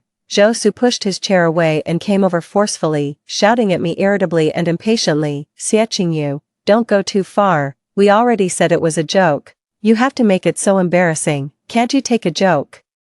This was really ironic. It was clearly them who were joking, and I was the victim, yet they turned around and blamed me for not being able to take a joke. Zhou Su always spoke bluntly and harshly. I used to think that was just his personality and that he was like this with everyone, so I tried to tolerate him as much as possible. Later, I realized that he was actually like this only towards me, as Jingqi's wife. I had never been accepted by his friends from beginning to end. I ignored what Zhou Su was saying, as if he were barking like a dog. My gaze remained fixed on Jingqi. When Jingqi saw that I showed no sign of backing down, he finally realized that what I had said was very likely serious. He was so angry that he laughed. He let out a cold sneer. Then, he grabbed Ning Lan's arm and pulled her into his arms. He stared at me fiercely and said in a vengeful tone, "Fine, you said it, don't regret it. Go home and pack your things.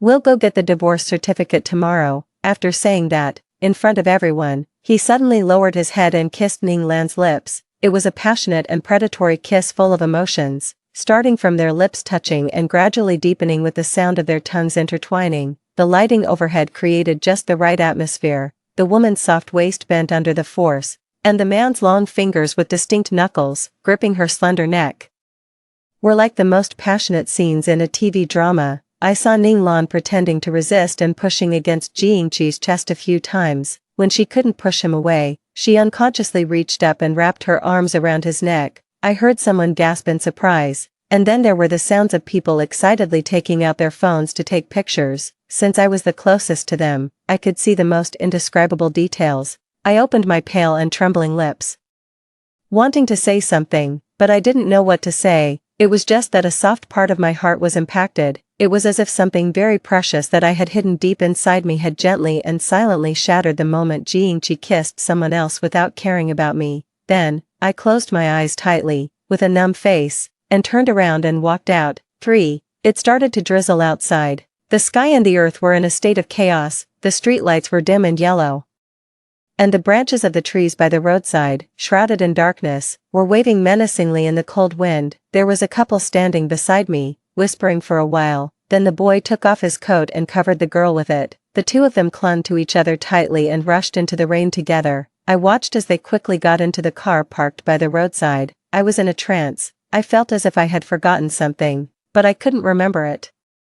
It wasn't until I got home and started packing my things in the room that I suddenly found an umbrella at the bottom of the box. Immediately, my tears couldn't hold back and burst out. It was a transparent folding umbrella. The inside of the umbrella was filled with my favorite cartoon patterns drawn with a black marker pen. One day after school, it rained heavily. I was supposed to go home with my classmate, but then I saw my deskmate. He was standing under the eaves, looking at the gray sky with a distant and lonely expression. He must have forgotten to bring an umbrella. However, there was no one in his family who could bring him an umbrella anymore. I suddenly felt a little sorry for him. After some hesitation, I finally stuffed the umbrella in my hand into his. "Don't bother returning it. Consider it a thank you for teaching me how to do the math problems."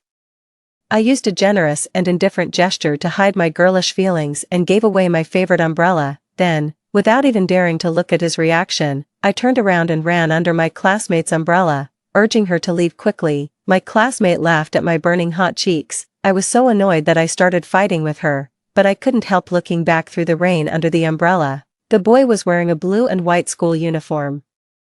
His tall and slender figure stood out in the crowd, and he held the umbrella firmly in his hand. The rain was falling, and only the sound of my thumping heart could be heard. The next day, the rain continued. I can't remember what kind of mood I was in when I saw him again, but I still remember every subtle movement when he walked in through the back door of the classroom.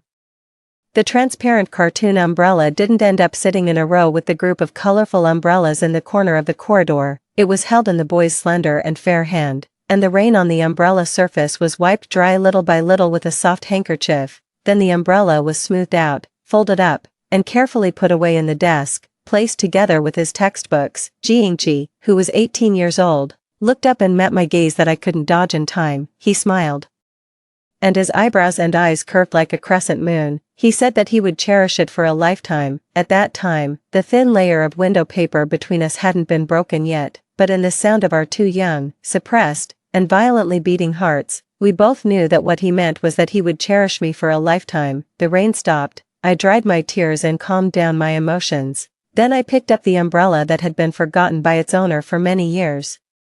Its surface was old and yellowed, the cartoon drawings were blurred, and the frame had long since rusted and decayed, emitting a bad smell of deterioration. I looked at it and sat by the bed all night without sleeping, facing the night. I don't know how long it took, but the night faded away. A ray of dawn broke through the clouds, casting my figure in sharp black and white contrast. I moved my cold and stiff hands and feet, stood up, picked up the old umbrella, and threw it into the trash can. Then I dialed Jiingqi's phone number. The summer rain in my youth should come to an end. The phone rang many times before it was finally answered, but what came into my ears was a lazy female voice as if she had just woken up. "Hello, who is this?" She then yawned, but in my silence like still water, it seemed a bit deliberate. After a while, Ning Lan's voice sounded again. She said in a low voice, with a bit of apology and embarrassment, "I took the wrong phone. Wait a moment, I'll waking Chi up." "No need," I interrupted her. Then I said calmly, "Please tell him that I've prepared all the materials. Let's meet at the Civil Affairs Bureau at 3 p.m. Without giving the other side a chance to react, I hung up the phone directly. I hadn't eaten anything from last night until now, but I felt very nauseous and wanted to vomit. What loving me, what never regretting the deep affection. In the end, he could sleep with someone else in the blink of an eye, no matter what the reason is. The person who is going to cheat will still cheat in the end. I remembered that in my previous life, after I accidentally discovered this matter, I was so heartbroken that I almost fainted. I lost all my reason and questioned the two of them like a shrew. As a result, Ning Lan had an apologetic look on her face, but she said it was a misunderstanding, an accident, and hoped that I wouldn't blame Jiingji. And Jiingji simply didn't defend himself at all. He let me cry, make a scene, and question him about whether what he had said before still counted. He just remained silent, as if he had some unspeakable difficulties. He looked like he had grievances, had endured a lot, but didn't say anything. In the end, everyone took Jiingqi's side. They said he had his reasons, he didn't do it on purpose, and I shouldn't blame him like this. They were the ones who did it, but I was the one who was wrong. He was so calm that I looked like a madman. It made me start to doubt myself. Was I really making too much of a scene? Was it my fault that I shouldn't have made unfounded accusations and slandered the pure friendship between him and Ning Lan for so many years? That was why Jiingqi acted on impulse and simply confirmed the already ambiguous relationship with Ning Lan. I was in a daze and finally agreed to the divorce, but after Jiingqi handed me the divorce agreement, his condition worsened when he went back. Zhou Su and the others seemed to be unable to stand it any longer and rushed in front of me to scold me, saying that I had stimulated him. He asked me if I knew that Jiingqi had done all this out of revenge just to not drag me down. Jiingqi and I were deskmates in our youth and entered marriage together from school. Jiingqi's parents had both passed away. I was his only family member. He knew that no matter what, I would never leave him, so he chose this extreme way to drive me away. It was not easy for me to accept the reality that he had an affair and no longer loved me, but Zhou Su and the others said that he had hurt me like this because he loved me too much. Originally, Jiingqi could have lived for 2 more years. Now, because I had made too much of a scene, his condition suddenly deteriorated. It was all my fault. I only had one mouth and couldn't argue with a group of them. In the end, I completely collapsed mentally, after taking a look at Jiangqi, who was unconscious in the intensive care unit. I rushed to the rooftop of the hospital and jumped off. Thinking about it now, I was really stupid. Given a second chance, I choose to set myself free and let go of everything in the past. However, I waited at the Civil Affairs Bureau for a long time. It was not until the staff got off work that Jiangqi finally showed up. 5. I wasn't feeling well and only woke up half an hour ago. Before I could ask him, Jiangqi took the initiative to explain. His breathing was uneven, and the collar of his shirt under the long trench coat was slightly messy. He didn't even have time to tidy his hair, which was fluffy and sticking up, as if he had just crawled out of bed. He looked at the already closed Civil Affairs Bureau, exhaled a breath. I couldn't tell if he was sighing or relieved. Then he turned to me coldly and said, "Let's make another appointment for a different time." There was no other way. I told him to contact me directly when he was free. And then I didn't want to say anything more and turned to leave, but Jiangqi suddenly said, "In the morning, you called me," and Lan Lan answered, "What did she say to you?" I was inexplicably angry at his probing tone. The resentment that had been building up in my chest for a long time suddenly erupted. I turned around and sneered at him, "Aren't you two lying in the same bed? Don't you know what she said?" Jiangqi paused. To my surprise, his expression suddenly softened like the melting of spring snow. It was as if he had confirmed something. He truly let out a sigh of relief. Rarely did he explain to me in a softened tone, "You misunderstood. I drank too much last night, and she sent me home. Since I wasn't feeling well, she stayed to take care of me because she was worried." Leaving aside how ridiculous his words sounded, given our current relationship, I didn't know why he still felt the need to explain this to me. But soon I understood. Right in front of me, Jiangqi suddenly coughed, and his face instantly turned a little pale. His handsome eyebrows furrowed tightly, as if he was in some pain, and he coughed several more times in succession. I couldn't tell if he was faking it or if it was real. Anyway, it had nothing to do with me. I turned around and left. There were rapid footsteps behind me, and Jiangqi grabbed my arm. His face was pale and ugly, and his jaw was tightly clenched.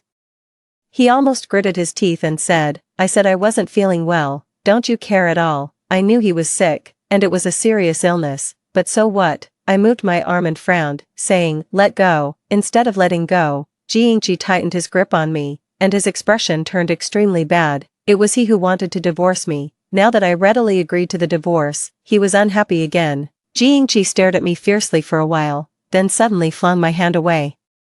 He coughed violently and said in a heavy tone, "Fine, I'll let you go." He suppressed his anger, as if there was an indescribable pain in his heart. Without saying a word, I lifted my leg and walked away, but suddenly, there was a loud noise behind me. Jiangqi fainted. I quickly called an ambulance and rushed him to the hospital urgently. After a moment of hesitation, I called Ning Lan. Anyway, after divorcing me, Jiangqi would marry her sooner or later. It wasn't appropriate for me, a soon-to-be ex-wife, to stay here. Upon hearing the news, Ning Lan said nothing and quickly rushed to the hospital. Zhou Su came with her. I stood up from the corridor bench and was about to tell them that Jiangqi had been sent for emergency treatment. Then I saw Ning Lan rushing up to me with a cold face. Suddenly, she raised her hand and slapped me hard across the face. I was stunned. I heard Ning Lan say to me in an unprecedentedly cold and hateful tone, "You're such a jinx.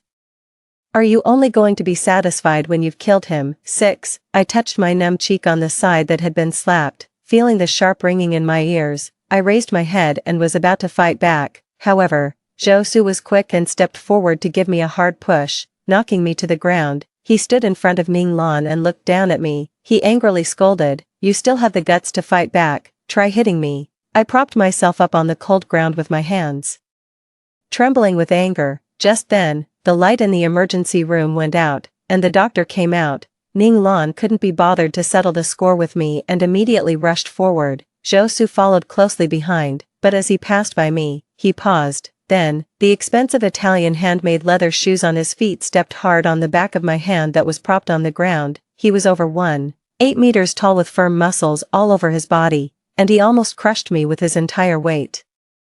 I cried out in pain and tears welled up in my eyes involuntarily. I looked up and glared at him, but I saw him standing under the ceiling light in the corridor, his silhouette blurred, with an extremely vicious sneer on his face. "If you have the guts, call the police." Like the breath of a devil, he taunted me silently with his lips. In an instant, I felt as if I had been dragged back into that dark period of my previous life when I was morally bullied and mentally collapsed.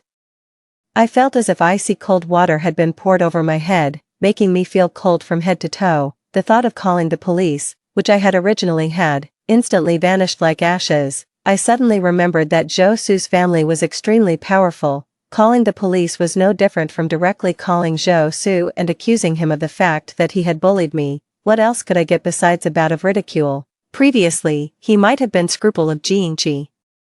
And even when joking with me, he didn't dare to go too far, but now that my relationship with Jingqi had completely broken down, he no longer concealed his hostility towards me. I couldn't figure it out before. Why did he hate me so much? But now I knew. He, Zhou Su, was just a lackey of Ninglan. Since Ninglan liked Jingqi, he followed Jingqi's lead. Since Ninglan hated me, he hated me to the bone. I sat on the ground for a while. And when the pain subsided and my hands and feet regained their feeling, I stood up. Without looking back, I left in a hurry, eager to escape. I called a moving company, packed all my luggage, and left the most prosperous city center. I returned to the old house in the suburbs. Pushing open the door, there was a boring period drama playing on the TV. There was a musty and old smell in the house. The old woman in the wheelchair, who was dozing on the balcony, heard the commotion and lifted her dull and drooping eyelids. Seeing me walking in with large and small bags of luggage, as if she had expected it, she twitched the corners of her mouth and asked me mockingly and triumphantly, "Look, what did I say? Were you kicked out?" 7. I ignored her as if I hadn't heard her and silently packed my luggage. My mother straightened up in the wheelchair and shakily picked up her reading glasses and put them on.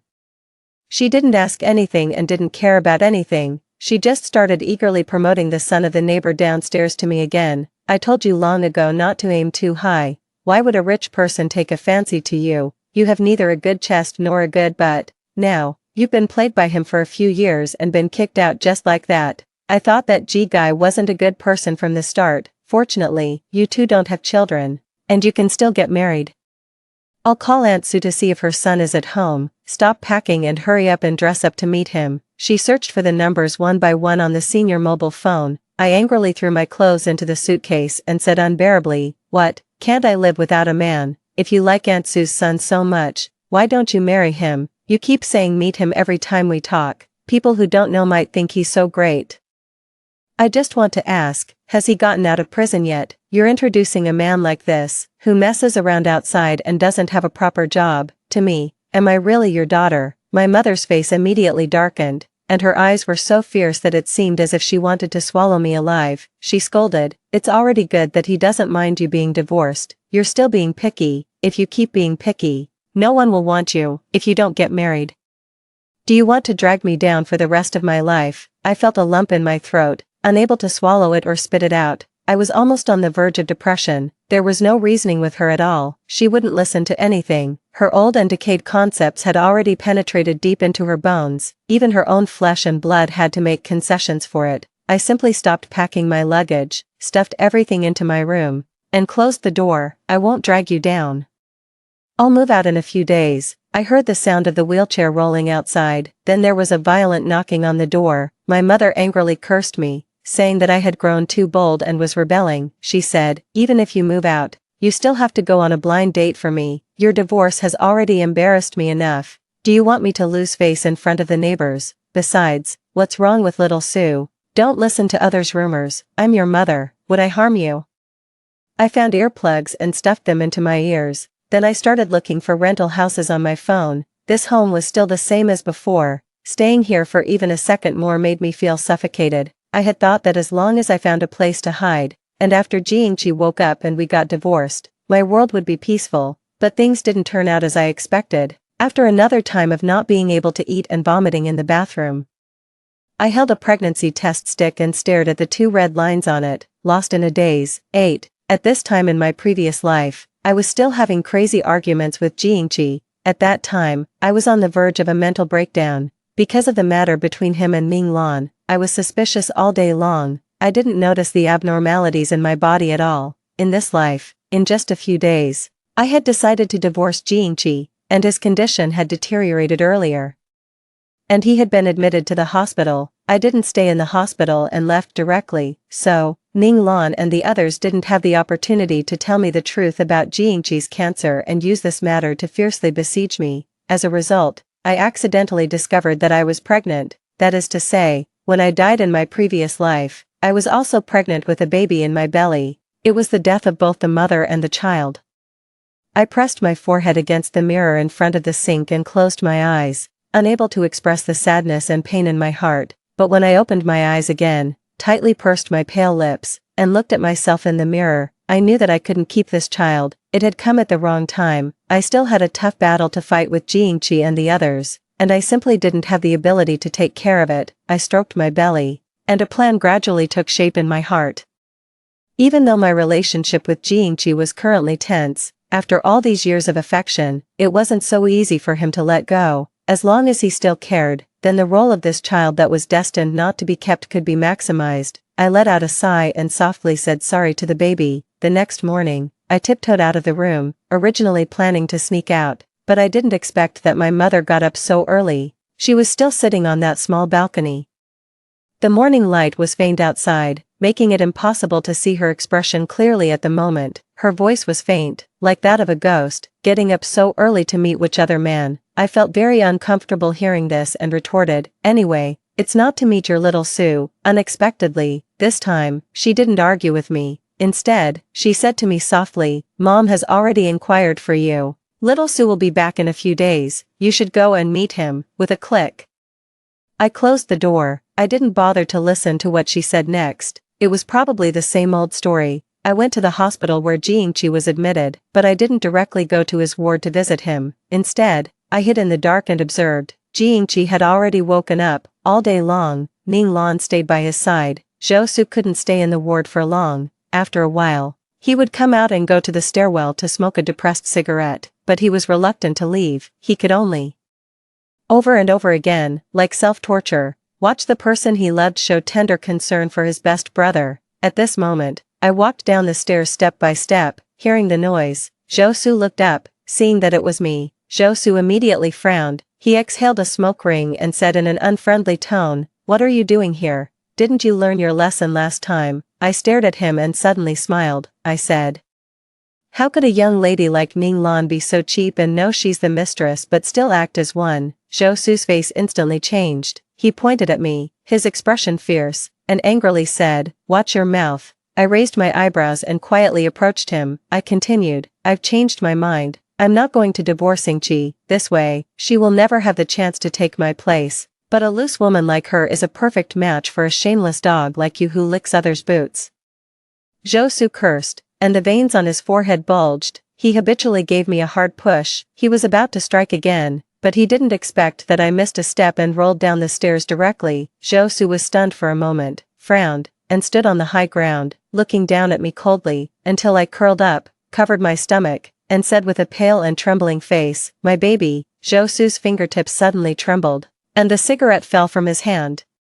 His entire face instantly turned pale with shock. 9. Despite seeking medical treatment in time, the baby couldn't be saved. This was inevitable. After all, just in case, I had taken the abortion pill before coming. When I opened my eyes, the first thing I saw was Jiangqi, wearing a hospital gown and with red eyes, sitting by my side. When he saw that I had woken up, he immediately sat up straight and wanted to hold my hand, but halfway through extending his hand, he let it drop dejectedly. His eyes were a little moist, and he said to me in a hoarse voice, "The baby is gone. We had always wanted to have a child of our own." For this reason, Jiangqi had started preparing for pregnancy a long time ago, reducing his company's social engagements, quitting smoking and drinking, and having regular physical examinations. It was through this examination that the problem was found. I showed a shocked and sad expression. As our eyes met, tears rolled down my cheeks. Noticing Zhou Su standing in the corner with his head down and not saying a word, I raised my finger, pointed at him, and said with a sobbing voice and resentment, "It was him. He pushed me down the stairs." The incident happened so suddenly that everyone was caught off guard. Now that Jiangqi knew the truth of the loss of the baby, he turned his head to look at Zhou Su, finding it almost unbelievable. Zhou Su opened his mouth but couldn't defend himself. After all, even if what I said was unpleasant, the fact that he had laid hands on me was undeniable. The next second, Jiangji stood up and rushed forward, punching Zhou Su and knocking his head aside. He grabbed Zhou Su's collar tightly, furious, and roared at him, "Are you crazy? She's my wife, that was my baby." The two of them fought fiercely. Basically, Zhou Su was the one getting beaten, and he didn't dare to fight back. It wasn't until Ning Lan came to break up the fight and was pushed hard by Jiangji that Zhou Su lost his temper and counterattacked. "What about Ning Lan? What on earth do you take her for?" The air in the ward instantly became stagnant. Jiangji looked at me, lying on the hospital bed, weak from the pain of losing the baby. He calmed down his rapid breathing. He coughed and suppressed it again. Ning Lan felt sorry for him and wanted to step forward to soothe his back, but he avoided her. It was such a similar scene, but this time, Jiangji said in a deep voice, "I have always only regarded Ning Lan as a friend." As soon as these words were spoken, Ning Lan took a stunned step back and looked at him with disappointment and pain. Zhou Su cursed, pushed him aside forcefully, and dragged Ning Lan out of the ward. I watched as Jiangji called the nurse and asked to add a hospital bed beside mine. He wanted to move over and stay by my side.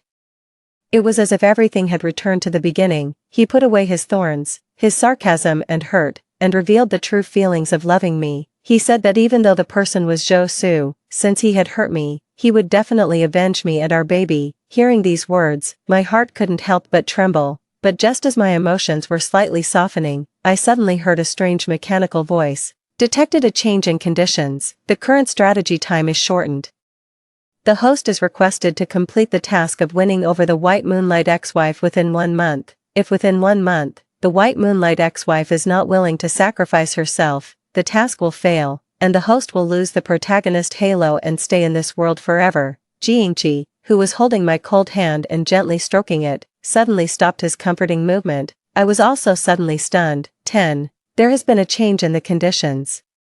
Jiangji murmured in a low voice. He seemed a bit puzzled, but immediately, he keenly noticed that something was wrong with me. He lifted his eyelids, and his deep eyes locked onto me tightly. He smiled and said gently, "What's the matter, baby?" This call of baby was strange. Connecting it to that strange voice just now, it was hard for me not to feel wary. I pulled my hand back from his palm. I met his inquiring gaze. I hesitated for a moment, then lowered my eyes and said in a low voice, "I'm tired and want to take a rest for a while." Jiangji stared at me for a while longer. Seeing that I really looked tired, he finally felt at ease. He gently covered me with the quilt and thoughtfully drew the curtains. From that day on, Jiangji moved into the same ward as me. He was a patient himself, yet he took care of me personally. Several times, the nurse wanted to persuade him and tell me about his condition, but Jiangji interrupted her. He clearly seemed to be hiding something from me and was being incredibly nice to me. It was as if the person who had deeply kissed Ning Lan in front of me some time ago and told me not to regret it wasn't him. If I didn't know there was something wrong with him, I might have thought I had some kind of schizophrenia. I prudently chose to stay put and maintained an indifferent attitude towards him. Finally, one night, I got the answer I wanted. At night, it was dark and quiet all around. Jiangji thought I was asleep and got up to go to the balcony to smoke. I heard that strange voice again. Jiangji talked to it, and his tone seemed a bit anxious. He asked, "System, what is Xie Qingyu's current love value for me?" The system replied, 61%. Jiangji clicked his tongue heavily. He said with chagrin, "No wonder she's been like a different person since I proposed the divorce. It seems I was too hasty." After a moment of silence, Jiangji said in a low voice, "That idiot Zhou Su. I don't know what he did to her behind my back. She even gave up the baby just to use me for revenge." My heart jolted in fear. So he had seen through it all. The system suddenly reminded, "Host, there are only 25 days left for the task." Jiangji snuffed out the cigarette butt and said in a deep voice, "I know, don't rush me." He started turning around and walking back into the ward. Obviously, the only sound in the room was his footsteps, but his voice rang clearly in my ears at the same time.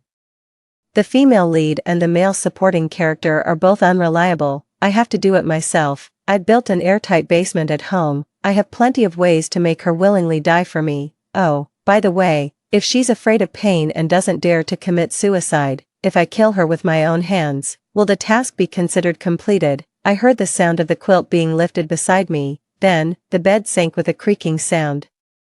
The voice of the system also seemed to be ringing right inside my head. It said, "Yes, 11. Jiangji took away my phone. Normally, He wouldn't let me touch it on the grounds that he wanted me to have a good rest, until the next day. My phone suddenly rang a few times. Someone had sent me a message. Jiangchi had been peeling fruit. Hearing the sound, he picked up my phone and took a look. He raised his head and suddenly asked me with a half-smile, "Wife, who is brother Sue? Why did he suddenly ask you to meet? It seems you've never mentioned him to me." I was startled, but I firmly suppressed my expression and calmly reached out my hand to him. "He's my cousin. We have a good relationship in the family. He moved to another place a few years ago, and we've had less contact, so I never told you about him. I guess he's stopping by to see my mom on his way back to our hometown." After hearing this, Jiangchi didn't suspect anything. He knew how complicated my relationship with my mom was and also knew what a futile and face-saving person my mom was. If I didn't reply to my relative's message, I'm afraid my mom would call and start scolding me in the next second. The swear words she used were as unpleasant as they could be. Jiangchi had been scolded by her and still regarded her with great caution, so without asking any more questions, he directly returned the phone to me. I quickly read the message. "Brother Sue, where are you? Brother Sue, address, Brother Sue, come and meet me immediately." While Jiangchi got up to wash his hands, I quickly sent him 2 addresses, which were the hospital and Jiangchi's home respectively. "Brother Sue, me, save me." After confirming that he had seen it, I immediately deleted these 3 messages. Then I sent some unimportant content, roughly saying that I had quarreled with my mom and didn't want to go home, and I was too lazy to look for him, so I told him to go and have fun on his own. It was very much like a conversation between siblings, and Su Lingzhou's way of speaking hadn't changed at all since he was a child. Besides sending question marks, he just greeted me. He asked me if I was crazy. I didn't reply to him anymore, because a pale and slender hand took the phone away from me. Jiangchi scanned through the messages we had sent line by line and gave a soft laugh, but he didn't return the phone to me. Instead, he turned it off directly. "Alright, we've said what we needed to say, you can rest for a while longer. Later, the driver will come to pick us up and take us home." I clenched my hand hidden under the quilt and asked him in a flat tone, "Is your illness cured?" Jiangchi smiled ambiguously and said, "I can also recuperate at home." This meant there was no room for doubt. Time was running out. Once I went home with him, my chance of escaping again would be very slim, so while he left the ward for a moment, I took the risk of getting out of bed and running outside directly, but I never expected that Jiangchi hadn't left at all. As soon as I opened the door, I bumped straight into Jiangchi's chest, who was waiting for me at the door. He suddenly grabbed my wrist forcefully. He sneered and said, "So you can really hear the voice of the system." 12. An hour later, I was locked up in the underground prison cage that Jiangchi had carefully built, thinking that now, my only hope was actually that unreliable neighbor brother whom I hadn't seen for years. I felt a bit desperate. There were some uncommon characters in the address. Could he recognize them? I should have just taken a chance and called the police the moment I got the phone. In my impression, Su Lingzhou never studied hard and didn't behave well since he was a child. He was a very prominent troublemaker. He was 5 years older than me. When I was still a well-behaved primary school student carrying a school bag, he had already started hanging out with people in society, fighting everywhere and extorting protection money. Because our mothers had a good relationship, he somewhat protected me. Once, I was robbed of my pocket money by a small hoodlum who was extorting protection money. Su Lingzhou picked up a stick and chased the other person for 2 li. In the end, he not only got my money back but also took all the money the hoodlum had extorted and bought me candies with it. Later, I was admitted to a key high school and met Jiangchi. While he failed the college entrance examination and chose to drop out and go out to work, we never contacted each other again. After that, the rumors I occasionally heard about him were all bad. Things like bullying girls and making them have abortions. My first reaction was also one of resistance and disgust. How could I pin my hope of escape on him? I moved my limbs, and the chain tied to the head of the bed immediately made a clear and eerie sound, echoing infinitely in the dim and enclosed basement. Before the sound of the chain died down, there was another steady sound of footsteps at the only exit of the basement. Jiangchi had changed into a set of home clothes. The soft beige sweater and gray casual trousers outlined his figure like a pile of jade. There was a faint smile on his lips, and the stray strands of hair on his forehead covered the sharpness of his eyes and eyebrows, making him look very gentle and harmless. But such a person wanted to kill me. He pulled over the only chair in the room and sat by my bedside. Then, he placed the thing in his hand on me. It was something he had rummaged out of my bag, a divorce agreement. My signature was already on it. Jiangqi looked at me, and his eyes seemed a bit sad. Still smiling, he said to me, "You have a bad temper and are stubborn. Before seeing this divorce agreement, I always thought that you agreeing to divorce me was just out of anger. Why, wife, do you really want to part with me?" As I listened, I just felt it was incredibly absurd and ridiculous. It was as if I was meeting the person in front of me for the first time. I stared at him and said word by word, "You're going to kill me. And you're still asking me if I want to part with you." Jiangqi's expression didn't change, and he could even explain. He said, "You heard it too. This is a task I must complete, but after everything is done, I will get a chance to save someone." He looked at me steadily and promised, "I won't let you die. Even if the female lead in this world is Ning Lan, the only person I love is you." You don't believe me. It wasn't that I didn't believe him, rather, I didn't believe a single word. Did he still think I was an ignorant girl in my late teens who was easily deceived? Jiangqi let out a sigh. He said regretfully, "I really love you, but if you insist on going against me, I'll have to use more cruel means to achieve my goal." 13. From that day on, Jiangqi suddenly disappeared. There were footsteps on the steps again. A familiar man slowly walked in. It was Zhou Su. His eyes were blank, unable to focus, and his body movements were also a bit stiff. It was as if he was being controlled, but his movements of using the small knife in his hand to cut my skin inch by inch were extremely skillful. When I was screaming and struggling in pain and curled up in the corner in fear to avoid him, I suddenly understood Jiangqi's intention. He used that thing called the system to detect the person I hated and feared the most deep in my heart. It was Zhou Su. So, he chose to let Zhou Su torture me, just like in my previous life. He pushed me to the point of complete mental breakdown. After that, even if I knew clearly that Jiangqi was the mastermind, I would uncontrollably pray for his appearance to save me. Jiangqi knew me too well. We were classmates for 3 years, in love for 7 years, and got married right after graduating from university. To be a bit crazy, he even counted every single hair on my head one by one. With a subtle movement of mine, he would know what I was thinking. He and Zhou Su played the good cop and the bad cop, taking turns to wear down my psychological defenses bit by bit. He didn't show up, but every time I woke up after being tortured, I could see an item related to him that appeared in the room. More or less, it forced me to recall the beautiful memories I had with him when I was in pain. One day, I opened my eyes again, but I didn't see that devil Zhou Su. Instead, there was a cute doll placed by the bedside. There was also a note with neat and sharp handwriting that read, "How about having another baby? Happy face." The bright red blood flowed down my arm and soaked the already mottled and stinking bedsheet. My long hair was in a mess, my eyes were scarlet and swollen, and I stared fixedly at those words and the smiling symbol at the end. The last string that had been in my mind suddenly snapped with a sound of collapse. Ah, bang! The door above was kicked open violently. Someone took 3 steps at a time and jumped down the steps. "Sister!" The scream stopped abruptly. I stared blankly at a man with a crew cut, wearing short boots and a black leather jacket, extremely tall, with handsome eyes and eyebrows but a fierce look, appearing in this turbid and dark basement. He was also taken aback when he saw my current appearance. Then, he gritted his teeth, took off his coat, carefully wrapped me in it, and said angrily, "Don't be afraid, brother will take you away." Click, the bullet was chambered, behind Su Lingzhou. Jiangqi expressionlessly raised his pistol and aimed it at the back of his head. Su Lingzhou paused for a moment but didn't stop. He picked me up horizontally, turned around, and confronted Jiangqi directly. Without any fear, he stared at Jiangqi and said in a deep voice, "Do you think I came alone? I'll only say this once, get out of the way." Jiangqi didn't move at all. He knew the matter had been exposed, but he wasn't worried at all. He sneered and said, "She's my legal wife.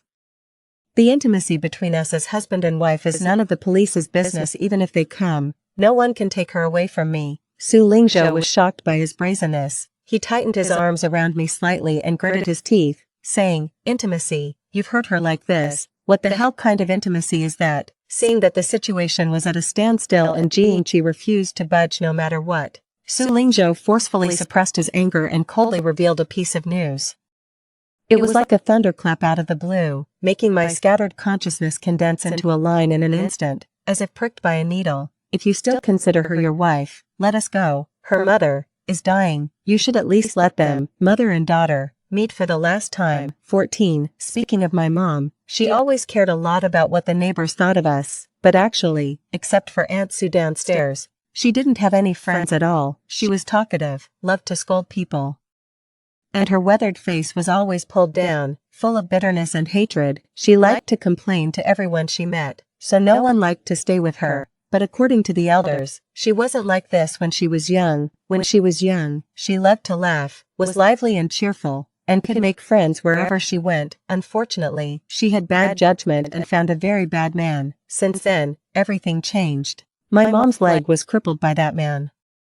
The pair of agile and good legs that could originally walk dozens of li on foot became shaky even when going up a flight of stairs. She tried to fight back, but in the end, she was beaten even more severely, and later she didn't dare to fight back anymore. I was in junior high school at that time, in the rebellious stage, seeing her wiping tears in the room every day. In a fit of anger, I told her that she might as well divorce that man. As a result, she slapped me. What did she say?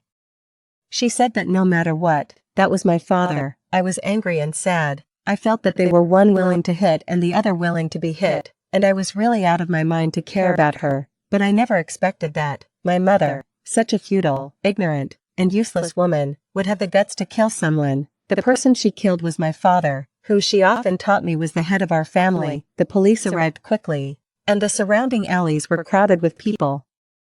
But she wasn't taken to prison, because she had a mental illness. Even I was surprised by this matter. I watched as she took out stacks of medical diagnosis certificates, and on each piece of paper, there were official seals from provincial and municipal hospitals. The policemen looked at each other in dismay. My mother, on the other hand, had an unusually calm expression. Only I stared at the dates on those papers for a long, long time, stunned. Since then, the neighbors have avoided us. Mother and daughter. They said that it must be because my mother was unfaithful and was caught by my father, so she became furious and had the intention to kill. Otherwise, why had she endured being beaten for so many years? But this time she resisted so fiercely, they were afraid of her and looked down on her. They thought she was simply a time bomb and even filed various complaints with the neighborhood committee, forcing her to move out early. My mother turned a deaf ear to all this, but she rarely went out from then on. Everyone harbored malice and spurned her. Only I knew she did it to protect me. A month before this incident happened, I was molested by my biological father. When I was almost forced by him, my mother came home and accidentally caught him in the act. Then she flew into a rage and rushed up to fight with my father like a crazy lioness. But there was a huge disparity in their physical strength. In the end, that beast beat my mother up and fled in a mess, leaving us, mother and daughter, sitting on the ground and crying in each other's arms. I don't know what decision she made that night.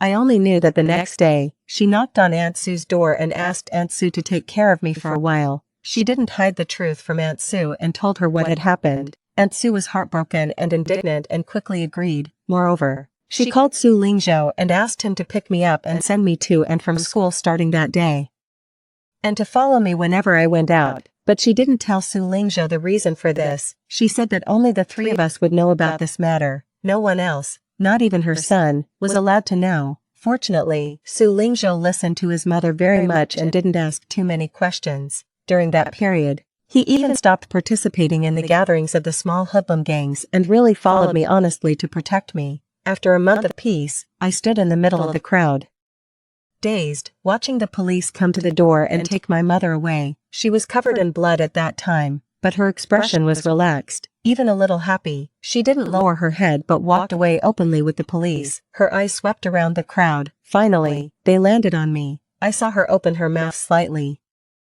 and her voice gradually overlapped with the day when I fled home and was impatient to listen to her. She said, "No matter what, how could mother harm you?" 15. In the end, I didn't get to see her for the last time, and she didn't leave me a single word either, except for a property ownership certificate and a bank card with the savings she had accumulated for most of her life. These things were quietly and thinly placed on the coffee table in the living room. It was as if she was telling me this was all she could leave me. Take care of myself in the days to come. I seemed to have my soul pulled out, and I was in a daze, not feeling any sadness, but the tears kept flowing, never stopping, until I exhausted my strength, leaned against her wheelchair, and fainted. Aunt Sue and Su Lingzhou helped with my mother's funeral arrangements. To be precise, Su Lingzhou took care of everything, because if Aunt Sue hadn't held me back, I'm afraid I would have climbed into my mother's coffin long ago and returned to the earth with her. Warning, warning, there is only 1 day left for the task. Please complete the task as soon as possible. Host, or the task will be declared a failure. I suddenly turned my head. Jiangqi was standing not far behind me. He looked at me in silence, and in his hand, he was holding a silver gun. The sky was overcast, and the low, moist wind lifted the hem of his black coat. In his breast pocket, there was a white rose pinned, as if mourning someone. I stared at him blankly from a distance for a long time. I saw his face become paler and paler, his eyes filled with grief and guilt, his lips trembled, and he said softly to me, "I'm sorry." In the end, he still raised his arm and aimed the dark muzzle of the gun at me. Then, with a dull bang, Jiangqi fell to the ground, the gun slipping from his hand and rolling into the low grass. Then, the gun was picked up by another long and powerful hand with broad knuckles. Su Lingzhou held the gun in one hand and supported a shovel still stained with fresh soil with the other hand. He said speechlessly, "Are you filming a TV drama? Do you really think there's no one around?" While cursing and complaining, he called the police, with one leg still stepping on the shovel, and Jiangqi, who had been knocked unconscious, was at his feet. This scene was somehow a bit funny. I tugged at the corner of my mouth, turned around, and continued to burn paper money into the brazier. A gentle breeze blew. The sparks in the brazier suddenly shot up, forming a brilliant swirl of fire in the air, round and round, reluctant to part. Finally, the distant wind blew away, taking the ashes of the burned paper money with it. When this day passed and night and day rotated, I seemed to hear the system announce that Jiangqi's task had failed. The divorce proceedings between him and me went very smoothly. Because of Su Lingzhou's testimony and the conclusive evidence of the basement, Jiangqi was accused of attempted murder and abuse of his wife. At the same time, his company declared bankruptcy. All his assets under his name were frozen, and the matter of his illegal possession of a firearm was also brought to court. It was as if his protagonist Halo had really disappeared. This time, Ning Lan chose to ignore his plea for help. Instead of helping him, Zhou Su added insult to injury and provided the court with more materials about his economic crimes. Overnight, Jiangqi went from a highly sought-after favorite of heaven to a black-hearted capitalist that everyone wanted to condemn. I watched the court scene and saw Jiangqi's confused expression at first, and then his embarrassed appearance of crying and pleading when he heard the verdict. I suddenly thought that if there was no so-called protagonist Halo, he was just such a despicable person. With multiple crimes combined, he was finally sentenced to death by shooting. Before that, he begged hard to see me. I wanted to hear his last words, so I went. When he saw me, his eyes lit up as if he had seen a life-saving straw. At this time, he had a beard, his eyes were dark with circles, and his expression was a bit crazy. He desperately coaxed me. "There's still a chance. I still have a chance. Wife, help me. The system is willing to give me another chance. As long as you help me, listen to me. I've cleared many copy worlds. I've been an emperor and a god. As long as you help me, I can take you to any of the worlds I've cleared to enjoy a good life. Don't you love me? Please help me." Okay, I had always been wary of that mysterious system. I asked him cautiously, "How do you want me to help you?" Jiangqi suddenly leaned closer and said eagerly, "My protagonist Halo has disappeared. You go find the new male lead in this world. As long as you can seduce him and bring him in front of me, I have a way to steal his luck." It was really unexpected. After Jiangqi stopped pretending completely, his face could be so thick-skinned, I sneered, got up, and left. Jiangqi climbed onto the window and tried to grab me, but was pressed back by the police. He called me in a desperate voice, wife, Xie you, didn't you say you would always stay by my side?" My footsteps paused, but it was only for a moment, and then I continued walking without looking back. Seeing this, Jiangqi was completely desperate. He slumped back and murmured, "It's not fair. This is not fair. System, you lied to me. Didn't you say this was a simple task of winning someone over? Why did it turn out like this? How is it possible that someone in this world would be willing to die for another person? You lied to me. I want to file a complaint. Give me another chance. I want to start over." His desperate voice got farther and farther away from me. It was as if my painful and gloomy previous life was just a very distant dream. When I woke up from the dream, it was bright outside. He would never know. I had really committed suicide for love of him once. He didn't deserve it. 16. By the roadside, I looked at the luxury car in front of me, which was worth 8 figures. I looked at the car, and then at Su Lingzhou, who was hanging a long, muscular, and firm forearm out of the window, wearing black sunglasses and trying to look cool. I asked him in a complicated tone, "Did you rob a bank, or did you get involved with the underworld?" The corner of Su Lingzhou's mouth twitched. He took off his sunglasses and looked at me speechlessly. "Was your mouth poisoned? You're so mean. Can't I have earned this myself?" He opened the car door, stepped out with a long, superior leg, and then walked up to me and opened the door of the passenger seat in a deliberately gentlemanly manner. I got into the car, suspiciously fastened my seatbelt, and my face was full of disbelief. Su Lingzhou was very helpless. He had to explain to me, "Don't think that just because I didn't study, I haven't been working hard to do business all these years while being away from home." "Okay, doing business." I was taken aback for a moment and blurted out without thinking, "Weren't you in prison?" Screech. Su Lingzhou suddenly turned the steering wheel, and with a beautiful drift, he parked the car steadily by the roadside. He didn't say anything and took a deep breath. Then he turned his head and looked at me expressionlessly. "Who told you such nonsense about me? Did you believe it?" Well, I avoided his gaze guiltily and tried hard to recall the source of this rumor. In an instant, I suddenly understood everything.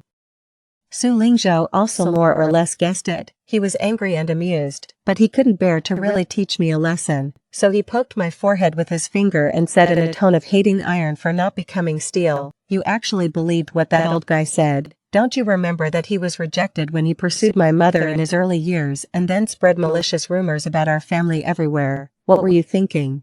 I knew I had misunderstood him, and I didn't even dare to raise my head when he pointed it out. Thinking about it now, I couldn't believe it myself. What kind of person Aunt Su was. And Su Lingzhou had protected me when we were young. How could I have been so influenced that I distanced myself from them and even believed such rumors? My thoughts were in chaos when the phone suddenly rang. It was actually Zhou Su calling me. I frowned sharply. What did he want to do by calling me? His handsome face, which had jokingly said that he had fallen in love with someone else and wanted to divorce me, gradually became stiff and ugly. He started the car again, his tone calm and reassuring. "Don't worry about it. I've been looking for people to deal with him recently. Now that the G guy is in jail, he won't be able to escape either. With your brother here, no one will dare to bully you in the future." These last words were like a small flame igniting the warmth in the quiet car. I was touched in my heart and looked up to thank him, but I accidentally noticed